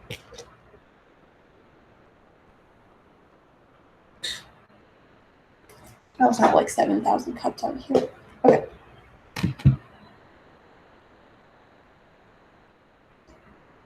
The next thing is form. So forms are 3D shapes. And we still represent these 3D shapes on a 2D plane. And we do this in WebDev too. So if we see buttons that are like, like textured like this,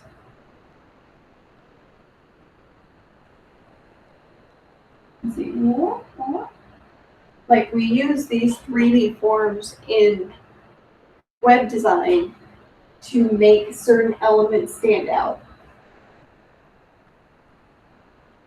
Like my button that's 3D stands out more than my 2D button. So that's what we mean by 3D forms, are some kind of representation of a 3D form in a 2D space. And we use it in web design for emphasis or to give the whole thing. There's this thing called skeuomorphism, which means making digital elements representational of their physical counterparts. And we use these 3D forms things for that. And that has a very specific effect, which we'll talk more about tomorrow. We also use form to describe abstract shapes. So these can be like physical shapes, like here's a can, here's a button, or they can be like 3D blobs. They don't have to be a physical representation of something. Okay, and then we got lines. I feel like we know what a line is, yes? Yes, I know what a line is. 10 out of 10. All right. Awesome. Shapes are 2D shapes. And so like we got the 3D ones are called forms, and then shapes are 2D shapes. So we got like hearts, we got circles, all that kind of stuff. When we talk about space, one of the biggest considerations in web design is negative space.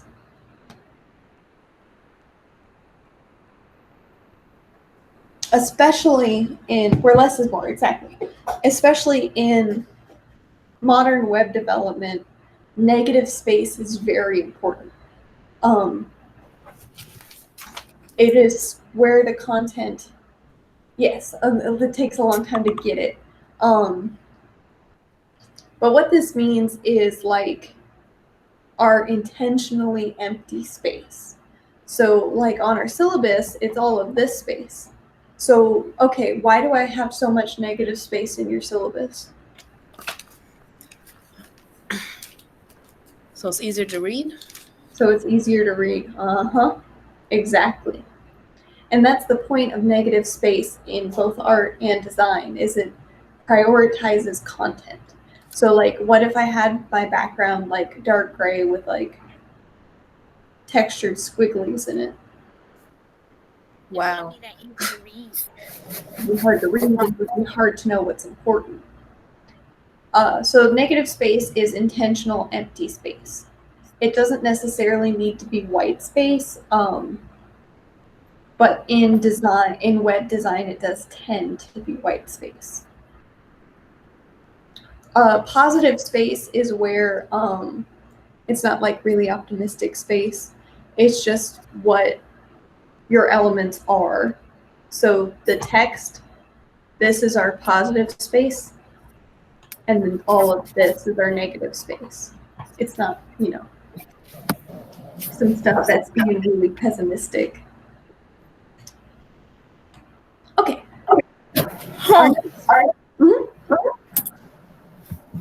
Oh no, I was talking to my sister. She came in for something. Oh, okay. Our next thing is texture. Texture is either like in real life, like we have texture, so like this is fluffy, or like, I don't know, what else we got, like this is smooth and shiny. So we use, I think I've shown you guys the Romchata website. They do a really good job of using texture for their site. So in like real physical art, it's like real texture, like an oil painting is thick and dimensional. versus like watercolors flat, and so they have different textures. But we use textured web design to like impart that feeling. So like, you know, if you're making like something for, you know, young girls, it's probably going to be like fake fur and sequins and glitter and soft. And so you're going to use those textures and those implied textures, yes, glitter, to convey that message versus like if it's for like older teenage boys. Yeah, in general. I'm not here to, you know, I'm not here to like be prescribing any kind of gender. Yeah. Yeah, listen, I love glitter. Like, I'm about that glitter life. You know, like versus like if we were building something geared toward teenage boys, it might be like, you know, like the gym foam with like the texture on it, or I want a reversible sequin tablet case like the yeah. I have glitter everywhere, all over my house, all the time, to the point where like my boyfriend's truck has glitter in it. So yeah, you know, I got into his car over the weekend, and we were driving somewhere, and he like turned into the sun, and his dashboard just went sparkle, sparkle, and I'm like, You marked your territory. yep, basically. Yeah, glitter in the eye, not fun.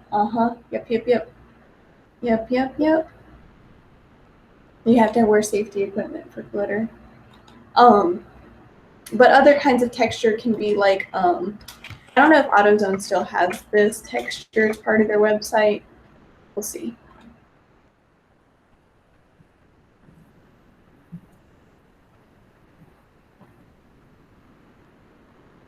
Oh, so see, this is nice. So I'll go back.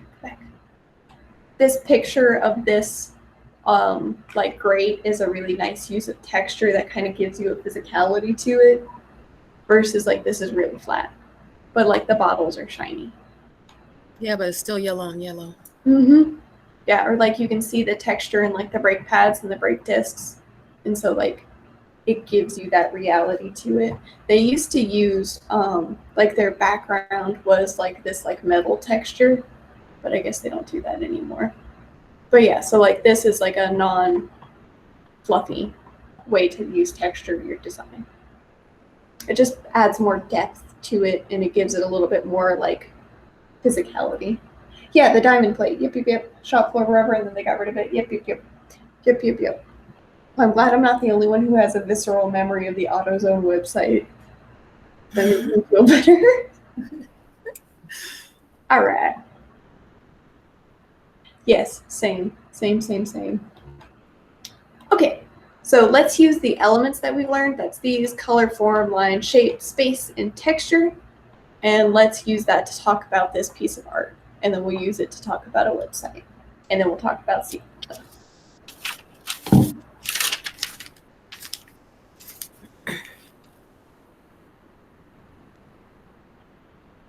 So what kind of art elements are present in this work of art? Well, there's a lot of texture. Variety. Yep. So just the elements right now. So not the principles, just the elements. And She used a lot of shapes. Yep, so we got lots of shapes. We got round shapes in the girl and like square shapes in the dude and some in the like background. Dude, yeah, the one kissing. I just noticed that. Oh man. Oh, wow. Okay. You're funny. It got nice lines to it too. Yep, we got a nice use of lines with this, and like the flow down here with these lines, the little vines. Got some negative space. Yeah, lots of negative space in here. Yep. Form, her legs and feet look dimensional. Yep. Versus like his neck. I don't know what's going on here. I think that's supposed to be his shoulders too. Yeah. Cool. What else? What else we got? Yeah. Very textured, like this background feels textured versus their clothes versus this like foreground right here. Yeah. And then also like this, I don't know if it's easy to tell. This might give you guys a little bit more if you've never like seen this, but like it's gold leaf and so like it's really shiny. Nice.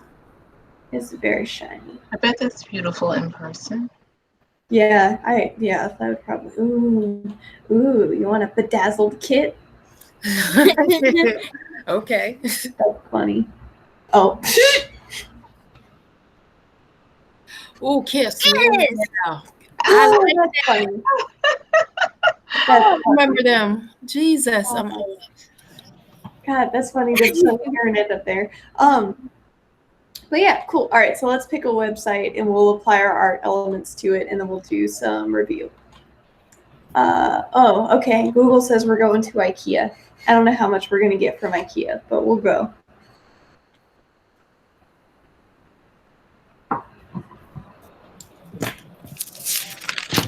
Ew. Has a lot of negative space. Yeah. A lot of. Ooh. It's actually pretty ugly. I don't like that site. The interior design of the room has a lot of elements in it. Yeah, so we get, so let's see what else we got. Also, Christine put something in there too. Yeah, I wish my room was big enough to have that much negative space. Same. I think there's probably like in my entire house, there's probably like 3 square feet of wall that's not dominated by something. So lots of negative space. We don't use a lot of color, like the logo's colorful, but nothing else is. What else? Has texture in it. You what? I said the picture itself has texture in it. Mm-hmm. Yeah, so like we use the blanket and the blanket. And this looks soft. And we got lots of texture for the baskets, lots of natural textures. Yeah, the site that Christine posted is really nice too. So let's compare and contrast this guy. We got a lot more going on here. Got a lot of movement. Yep. Movement. We got lots of different colors. It's a lot darker. The text has a lot of texture to it. Yeah. Animations, puppets. What else do you want? Zazie, those are floppy disks. I know you've never seen those, but that's a little weird.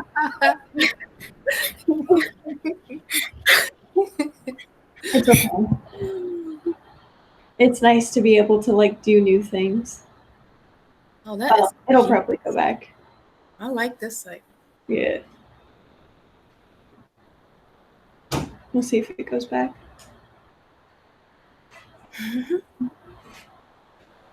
I think it's after this piece, maybe. I don't know. I just saw them briefly. The square things. These are floppy disks. How did y'all use them? We put them in a computer. Yeah, CDs. They stored information, though. They stored files and stuff. Yeah. Oh, thank you. Wow. So the thing was square. It was a square place you put it in. Yeah. So what other things does this website use? Yeah. Or if the silver thing slid off, it was a wrap. English paper was done for. It uses shapes, lines. It's everything. Yeah, lots and lots of straight lines. Versus like this is like some very curvy movement lines. Like the rest of this website is very stiff. Yeah. I mean, it's nice. And then we got like some of these things that are like very nice. Like we got like good interaction. There we go. New Jersey. Good contrast. Yep. Yeah, I agree. This is nice. I like this a lot. That's cute. Yeah, it's cute. I like Doesn't even look scary. It just looks happy. Those are my favorite kind of like Halloween things. They're like the kind of spooky, but not too spooky. Nice negative space. Yeah, we got lots of negative space hanging out. And so this negative space we feel better about than, so we like this negative space more than IKEA's negative space. Yeah, definitely. And why is that? Why do we think that the Forefathers website has better use of negative space than the IKEA website? It just looks As good. other. Go ahead. Oh no, you can go. You go. Okay. Well, I was gonna say because it has nice stuff to look at, and IKEA just doesn't. Like, I don't want to look at IKEA, but I want to look at their stuff because it has nice animations. So. Yeah, because it has movement. So the movement makes the negative space more engaging. Yes, Okay. exactly. Because this just looks like I can look at a catalog. And I think that's deliberate. Like, I think the IKEA website feels like the IKEA catalog, and I think that's a choice that they've made. And then, we can argue that that's an unsuccessful choice because it's disengaging. But Europeans like stuff like that. Yeah, exactly. Yeah. Art opinion and design opinion is very culturally contextual. So, like, I mean, even just like generational. Yeah, that's true. Well, too, I was going to say the two websites have two different missions. So the other website, they are designers. That's what they do. So they're going to put forth a very artsy and a very, good use of the space and animations and all that. But IKEA is we know it's very simple, straightforward, clean design, all about, things that are easy, inexpensive, what have you. So I think that for shopping and for a straightforward kind of person that may shop at IKEA, though, it may be a good feel. Because I do love that it's so easy to find things on IKEA. So I think depending on what you're doing, right? Yeah, definitely. Hamburger menu with no label. Not great. That's okay. They're saving money by not complicating their design. I don't know if it's saving money per se, because I feel like IKEA's been pretty true to this design mantra for years, and so I feel like they've already put the money into it, and I feel like all of these are very deliberate choices. Because their website is definitely different than what it was a couple years ago. Oh, also pro tip, the Jacksonville IKEA is nicer and they have lower taxes, so it's like an extra half hour of driving, but their taxes are only 5% instead of 10%, so it's a 5% discount to go to the IKEA in Jacksonville. IKEA is too expensive over here. It's much cheaper in Germany. Yeah, because you don't have to ship it and all that. I will say though, all my furniture is either IKEA or hand built. So my desk is homemade, but then I actually have this is from IKEA that are really nice. The green thing over there with all the plants on it. It's from IKEA. It is a pain to build.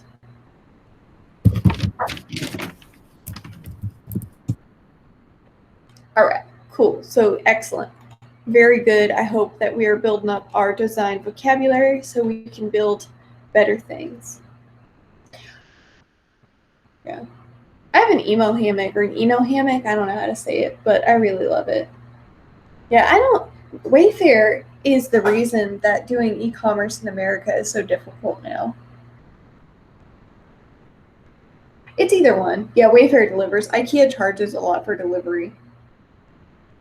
The hammock I have, you just have straps so you can put it wherever.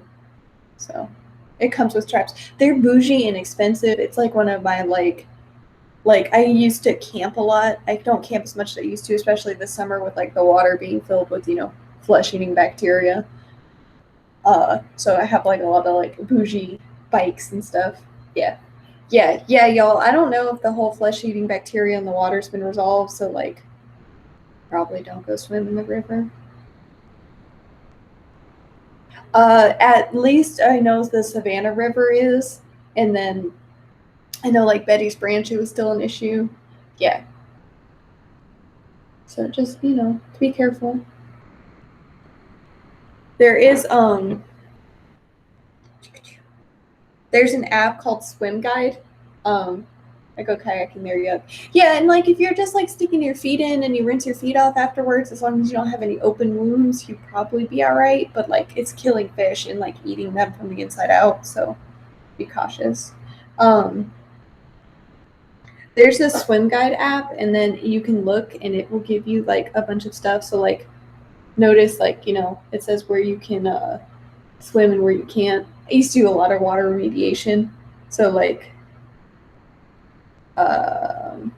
what's the special status? I don't know. There's a picture of a sign that I can't read. This is really bad UX. I have no idea what I'm supposed to do here. Special status. What does that mean?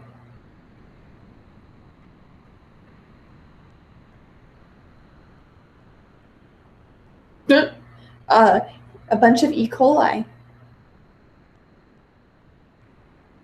Yeah. So Lake Olmsted, Race Creek, Stevens Creek. It says Betty's Branch is fine. It says you can swim at Betty's Branch. So maybe it's fine now. So Betty's Branch, I guess, is okay. But the kayak launch on the same one, yeah. Yeah, we got parasite, nearly died, yeah. So the water in Georgia is interesting. So, you know, self-educate and be safe. Yeah. Yeah. Pools are fine. Yeah. SPF 1,000,000. I feel that. Wear sunscreen, y'all. Even if you're like, ooh, I'm dark, I don't need it. Wear sunscreen. Okay. Rants over. Anyways, Swim Guide. It's a free app. It's sponsored by the Savannah River Keepers. Yeah, put it on anyways. Here's a really sketchy thing. Medical professionals are only taught what cancer looks like on white people. So if you are not white and you get skin cancer, you and your doctor are not going to know until it's like super late. So wear sunscreen. Okay, rant over. Oh, I wanted to click just into this box. Yeah. Yeah, I agree. Okay, so what we wanted to look at was a rationale. You might as well be a vampire. Yeah, I feel that. I get heat rashes sometimes. I feel like I especially also get them more now that I'm older, and I don't know what that's about. Because like I feel like I'm not super old. I feel like I shouldn't be getting like sun rashes. Okay, so we're gonna switch gears to review for a little bit. This isn't the one I want.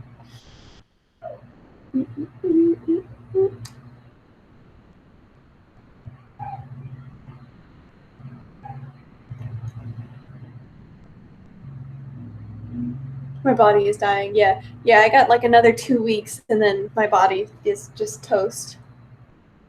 Yep.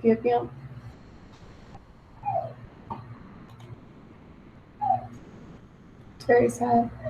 That's when you stop growing, and so when you turn 25, it's when your body stops like officially growing. So like all the bones in my face are going to be set, and like my skin's not going to like keep regenerating as much as it does when I'm younger, and then get wrinkles. So I'll have acne and wrinkles, which is just not fair.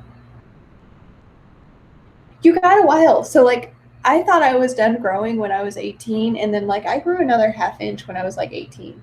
So, you know, there's hope.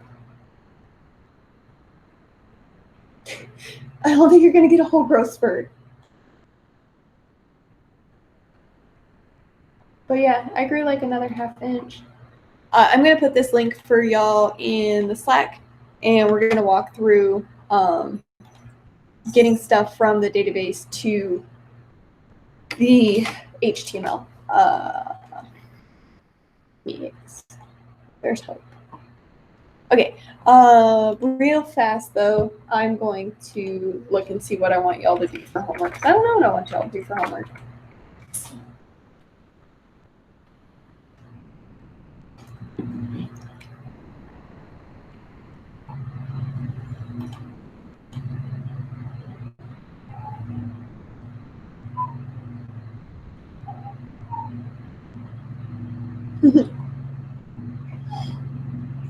Yeah, I don't know. Like I was looking and I was looking at like pictures of me from when I was 20, and like I feel like except for the fact I was blonde, I look really no, the project starts week 9. We still got regular homework this week, just not a lot.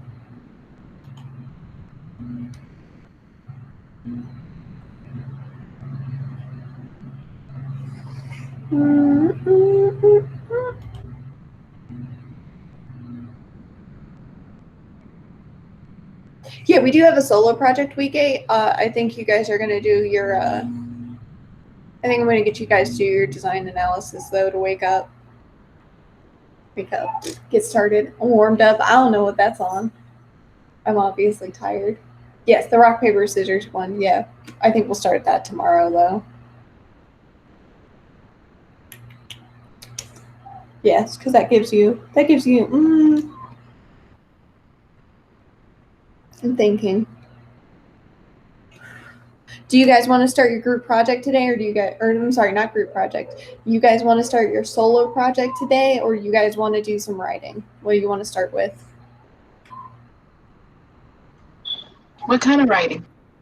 The writing is going to be like design analysis. So you're just going to write me a couple sentences about like, oh, all right, it looks like we got some overwhelming writing response. Okay, groovy. Okay, so then I want you guys to do homework 1. You can just turn this in here. You know how like there's all that space for you to turn in stuff? Just turn it in here. Pick 3 websites with good design. Design is strong, design is successful. Use the principles and elements that we talked about. Pick 3 websites where the design is weak and explain why they're not successful. All SpongeBob. Okay, great. Whole point's to broaden your horizons. Okay. So that is what is up with that. So these sentences should be well written, but I'm not going. Yeah, you can do other stuff. Just like whatever. Yeah, whatever you want. I am like, if you. The only thing I don't recommend Grammarly. Yeah, I recommend Grammarly. I don't recommend social media because it's kind of hard to like judge social media based on like stuff because like color and that kind of stuff really depends on like content. So I don't recommend social media. I'm not saying no, but I'm not recommending it. Sentences should be well written, but like I'm not going to grade you like if you like use them wrong there or whatever. 2 sentences per site, so like I want 12 sentences total, but like that's a recommendation, not a hard and fast rule. And again, just turn it in on Classrooms. You just paste it into the thing. There's a person, their stuff. Excellent, perfect. What am I doing? I swear that like this apartment is trying to drive me insane. ZZ, you're gonna make me have like a complete breakdown. It's haunted. Oh, now it's dark too. See, ZZ, what have you done to me?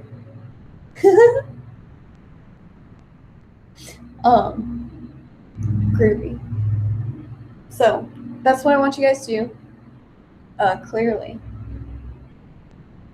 And again, like I want you to really like work on flexing your design language and talking about stuff. I just don't want you guys to like, go totally overboard or be like, here's google.com. I like it.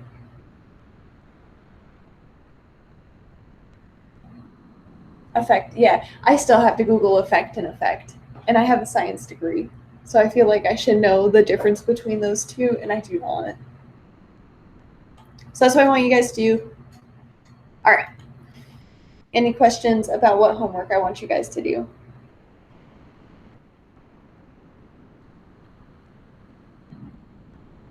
Okay. Let's look at some code.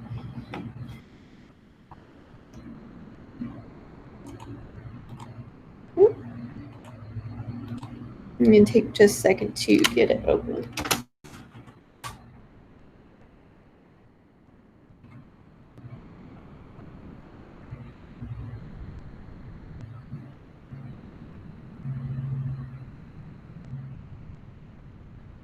Yes, it's affect and effect. Special effects. I don't know. Mostly I just guess and then Google tells me I'm wrong.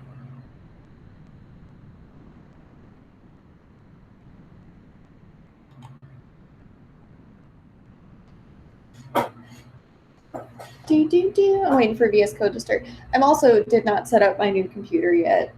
It's just been sitting there and I feel kind of bad about not setting it up yet. Okay.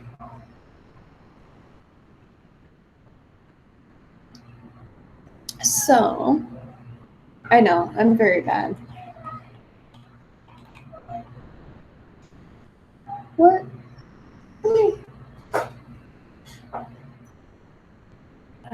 She likes to whine and then run away when I pick her up. Goodbye, liquid cat. Too bad. All right. So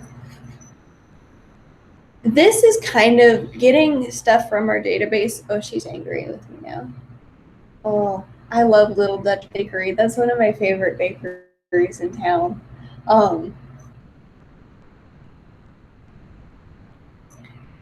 So,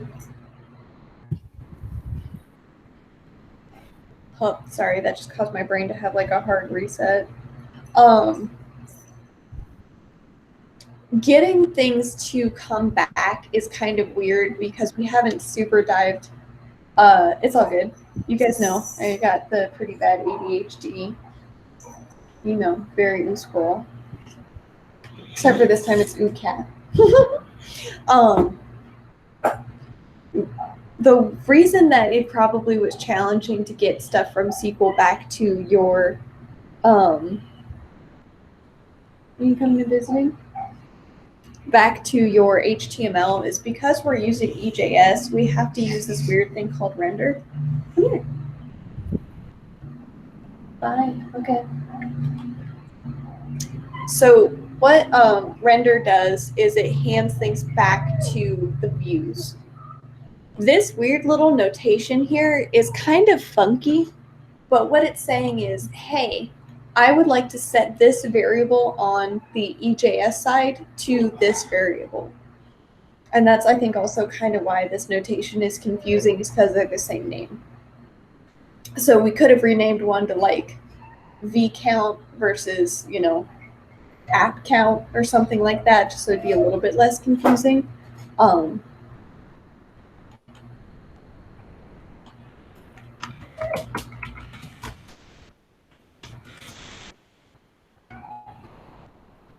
Eventually figured it out and got the username back in the database. Excellent. Yeah. So this render is the line that gives us our stuff back.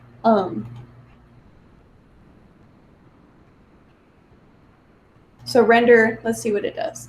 Render is in the view, and we haven't talked about like the structure part yet, but the view is like what gets built by Express. We have a bunch of options. We can give it a function if we want to.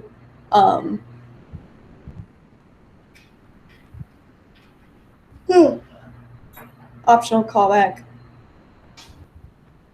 Otherwise, it responds okay in HTML. If we want more than one placeholder, we just add more to the object. Yeah, totally. Yep, you can just add more. Thank you so much. Mm-hmm.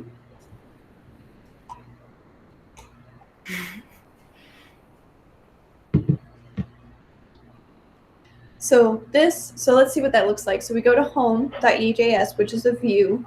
So render deals with views. We haven't talked a lot about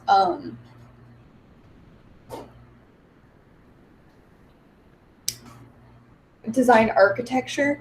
Express builds an architecture for us. So like app is like our big, like it does everything.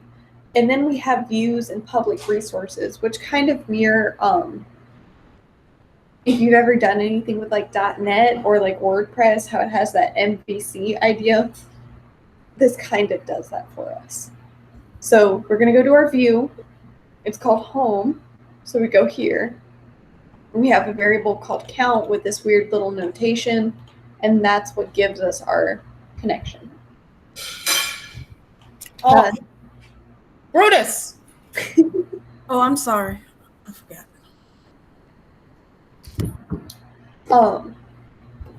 So that's what gives us our stuff. I think our connection's good, so I think we should be able to run it.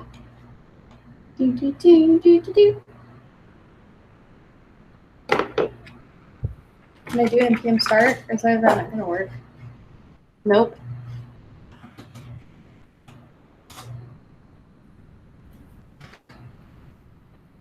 I also, this might throw a hissy fit because I have another service running. So we'll see what runs. This shouldn't work. Okay, cool. All right. Cool, cool, cool. So that means the other service is shut off. Cool. It's the fun benefit of learning a class and teaching a class and taking a class at the same time. So this number is the same thing as if like we go here. I'm going to open up WordPress real fast. WordPress. Workbench. And show you guys that. Wow. Okay, so I'm going to make a new file.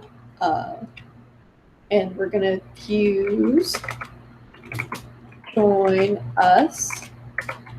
We're going to spell a 3-letter word correctly.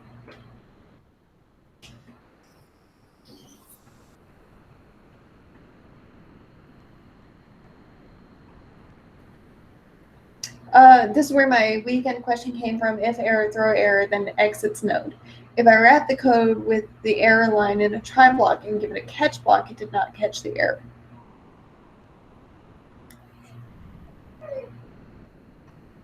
I think you would need to specify what kind of error you're throwing and handle that specific error.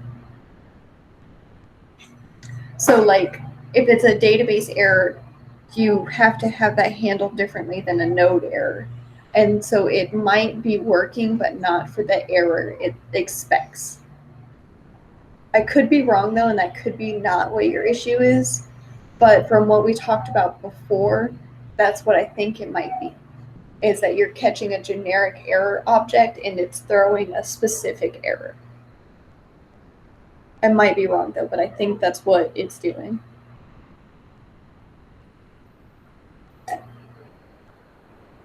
Because I know in .NET, that's what'll happen.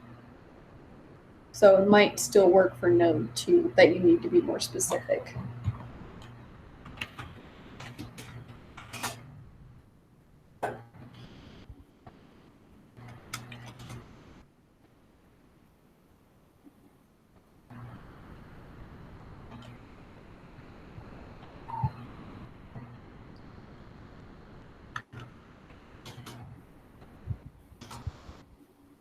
I'm also looking up syntax because you guys already know, I don't know anything.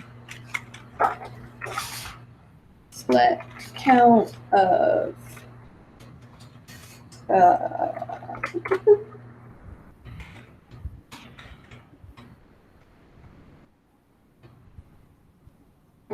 and then I don't remember anything that's in here, so I switched my databases. Yeah, and that's fine. As long as you're having it so it gracefully fails, yeah. So I don't know what's in here, so I switched my databases. I asked it to show me my tables, and now I'm going to say, hey, what's in that? So email created that. So now I want to select count email as count from products. Oops, products. Users. No, I'm struggling. I went to bed at a reasonable time. Okay, there we go. Select. That's how I am with my homework here lately, where I'm sitting there like, what? No. Delete. Yeah, so we can see that this 512 is the correct number. Specific type of error, yep, yep, exactly, yep. And then we can see 512, and then I can put something in here, butter@butter.com. Okay, great, 513, and then if I come back here and I run this line again, 513.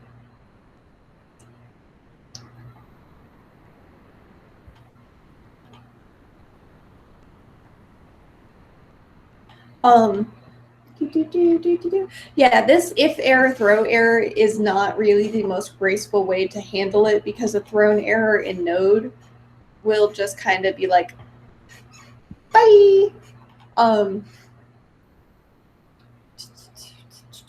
There are ways to fix it. Like I think you just console.logging the error is fine because that means that it's not going to throw an error that breaks. This is what happened when I died. Yeah, perfect. Yep. Mm-hmm. That is a totally valid thing for this.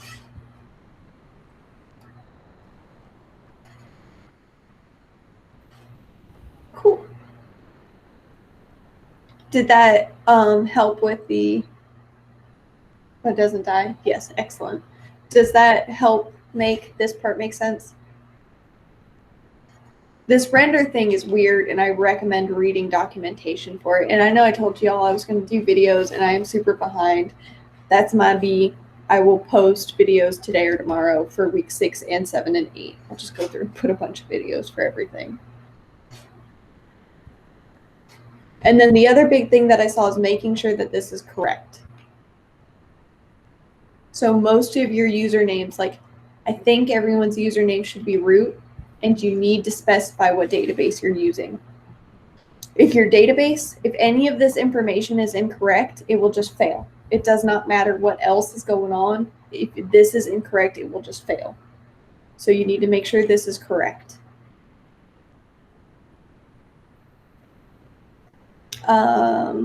It also is not a bad idea to test your SQL queries in Workbench before you do it. So like this select as count from, that's like exactly what we wrote here. Except for all instead of email. So I recommend testing your query also.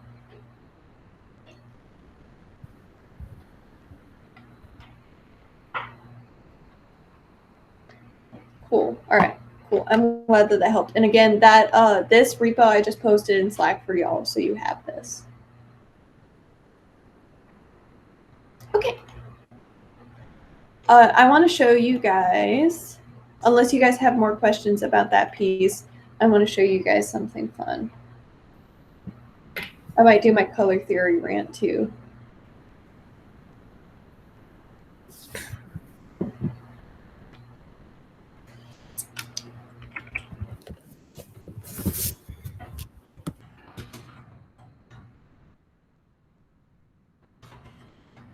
Cool. Cool. There we go.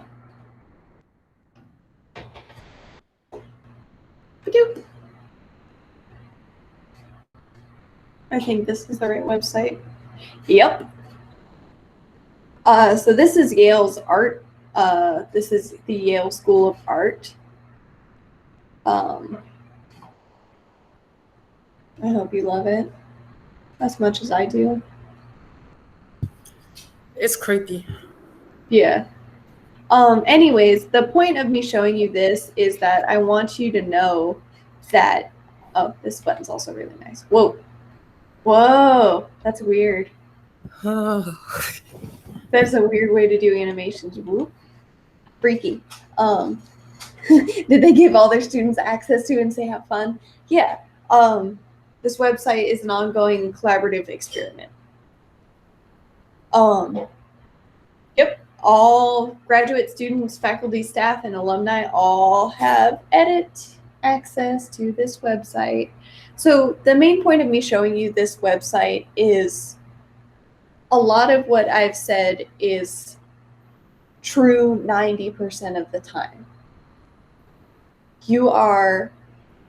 There are these guidelines and rules that if you follow them, you will be successful, but these are not concrete rules. If you have a good reason to break one of these rules, go for it. That being said, like this is an art school website for a graduate program, so like we can be funky, you know. But yeah, I think it's fun. The one that I really liked for a while is they had a picture of their graduating class, and it had a golden retriever. It was very nice. So if you want to break things, you can just, it's like regular art. You need to know what the rules are before you can break them. So like, you know, if you want to learn how to draw stylized, you have to learn how to draw a person. So, you know. You can break things though if you have good reason to break things. Go for it. I thought this said Julian is bitter about being appointed director. So, all right, I'm gonna do my color theory rant in 9 minutes. I hope y'all enjoy it. Do you not like it? You do not enjoy the Yale Art School website? I love ugly websites, y'all. I know you already know that, but I love ugly websites. Okay, color theory rant. Got 9 minutes. Color theory is based on psychological studies of certain groups. So color theory works in those certain groups. That being said, the internet is global. So how does that help us? Is this what I want? I want, this is not the website that I'm looking for. There's a very specific thing I'm looking for. Now I want an orange. I want an orange. Y'all, I went, like, I was so excited about oranges. You know, I have a whole thing of mandarin oranges. Oh. It was just like, I don't know, it was just like citrus fruit. I want it. Let's see. I'm looking for this very specific thing, but I can't find it. I'll look for it.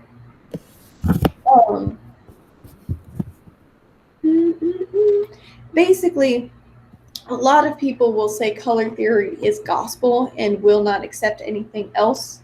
Wow. And it's just not true.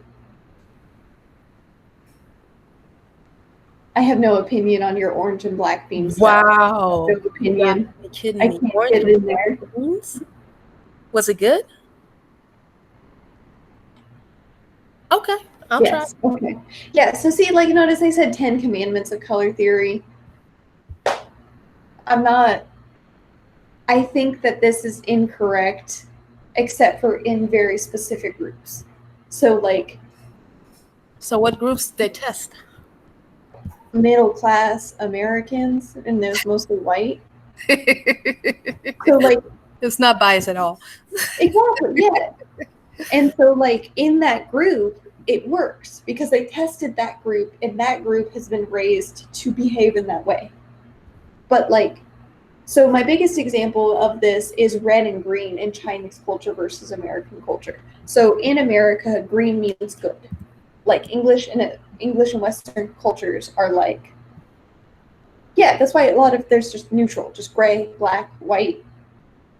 And there are some universalities, but like, so in America and English countries in general, green is good. So well, green is go. Yeah, greens go. And so we put that success mark for like when we're building out UXs, we say, okay, you know, when we have a successful message, it's green. But in Asian cultures, they use red. And so like messages that are successful will be red, not green. And so if you are using only color cues, it is unsuccessful for a multinational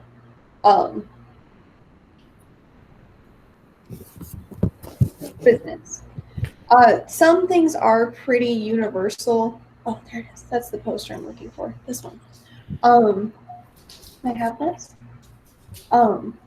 So like green tends to be very nature-y. You can use green for nature stuff pretty universally. I want the other poster. This one. You can use like some things aren't super like you know, like you can use like gray for pretty neutral stuff pretty universally, and that just works. Tans, neutrals, greens, blue's trustworthy, yeah. And so like we do use color, and like the other thing about this is it also excludes like colorblind people, and it also excludes like just like, you know, vision impaired people in general. So color theory, I'm going to post this link in Slack for y'all so you have it, because it is useful. And like I used to have a really hard stance. Like I used to be really like color theory stupid, and it's just, and I backed away from that part. Calm down, little Morgan. I backed away from that opinion. That's not 100% true. In general, these do apply to big swaths of people, but they are not hard and fast rules. They are not solutions. They are tools that we can use to gear stuff in a certain way for certain groups of people. So like, you know, like a lot of things for girls are pink, because, you know, I don't like pink at all. I like pink.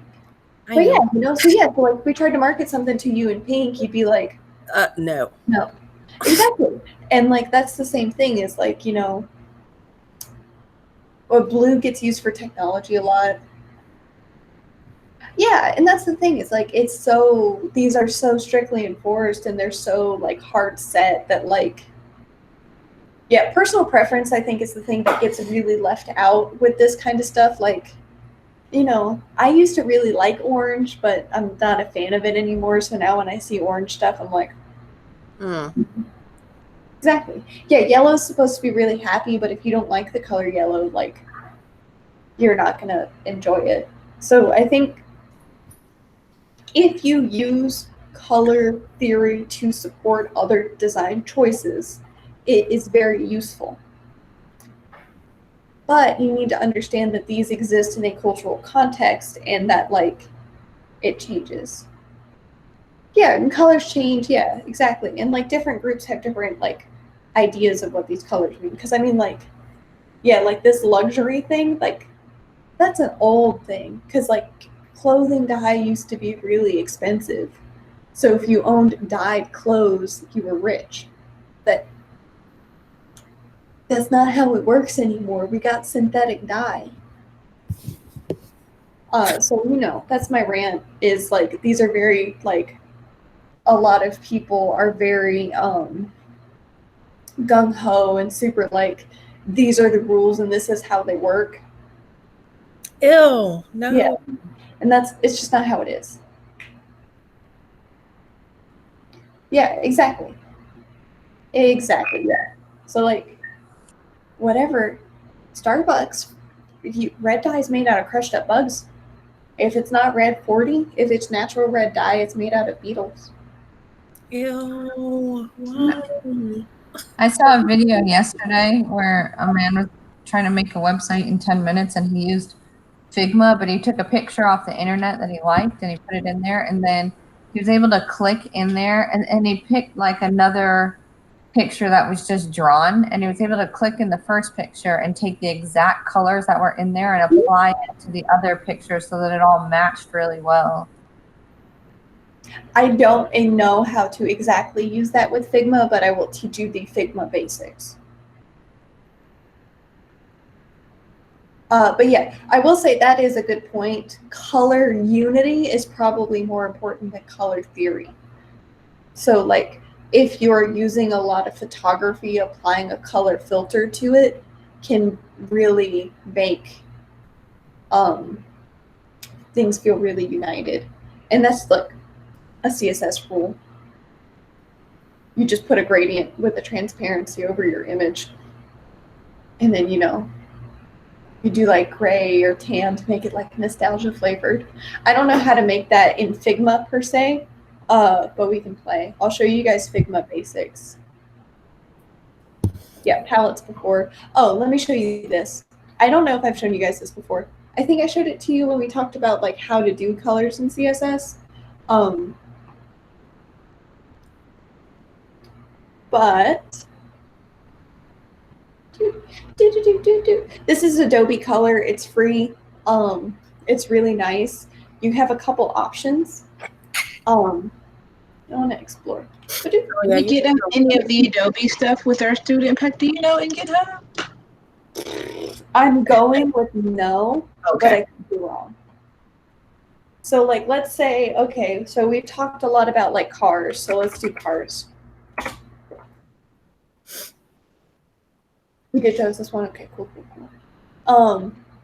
There are other ones that exist, but I like Adobe Color the best. I think it's nice. So bam, here's a whole bunch of stuff that we can just be like, ooh, I like that one a lot. Like I genuinely like that palette a lot. I think it's really pretty. And then you have a color palette. You can export it for CSS, SAS, LESS, all of that. Or the other thing you can do is you can do extract, and let's see. Well, open. Let me look for a picture. So like, let's say I have, I'm hunting for a picture that has like color in it.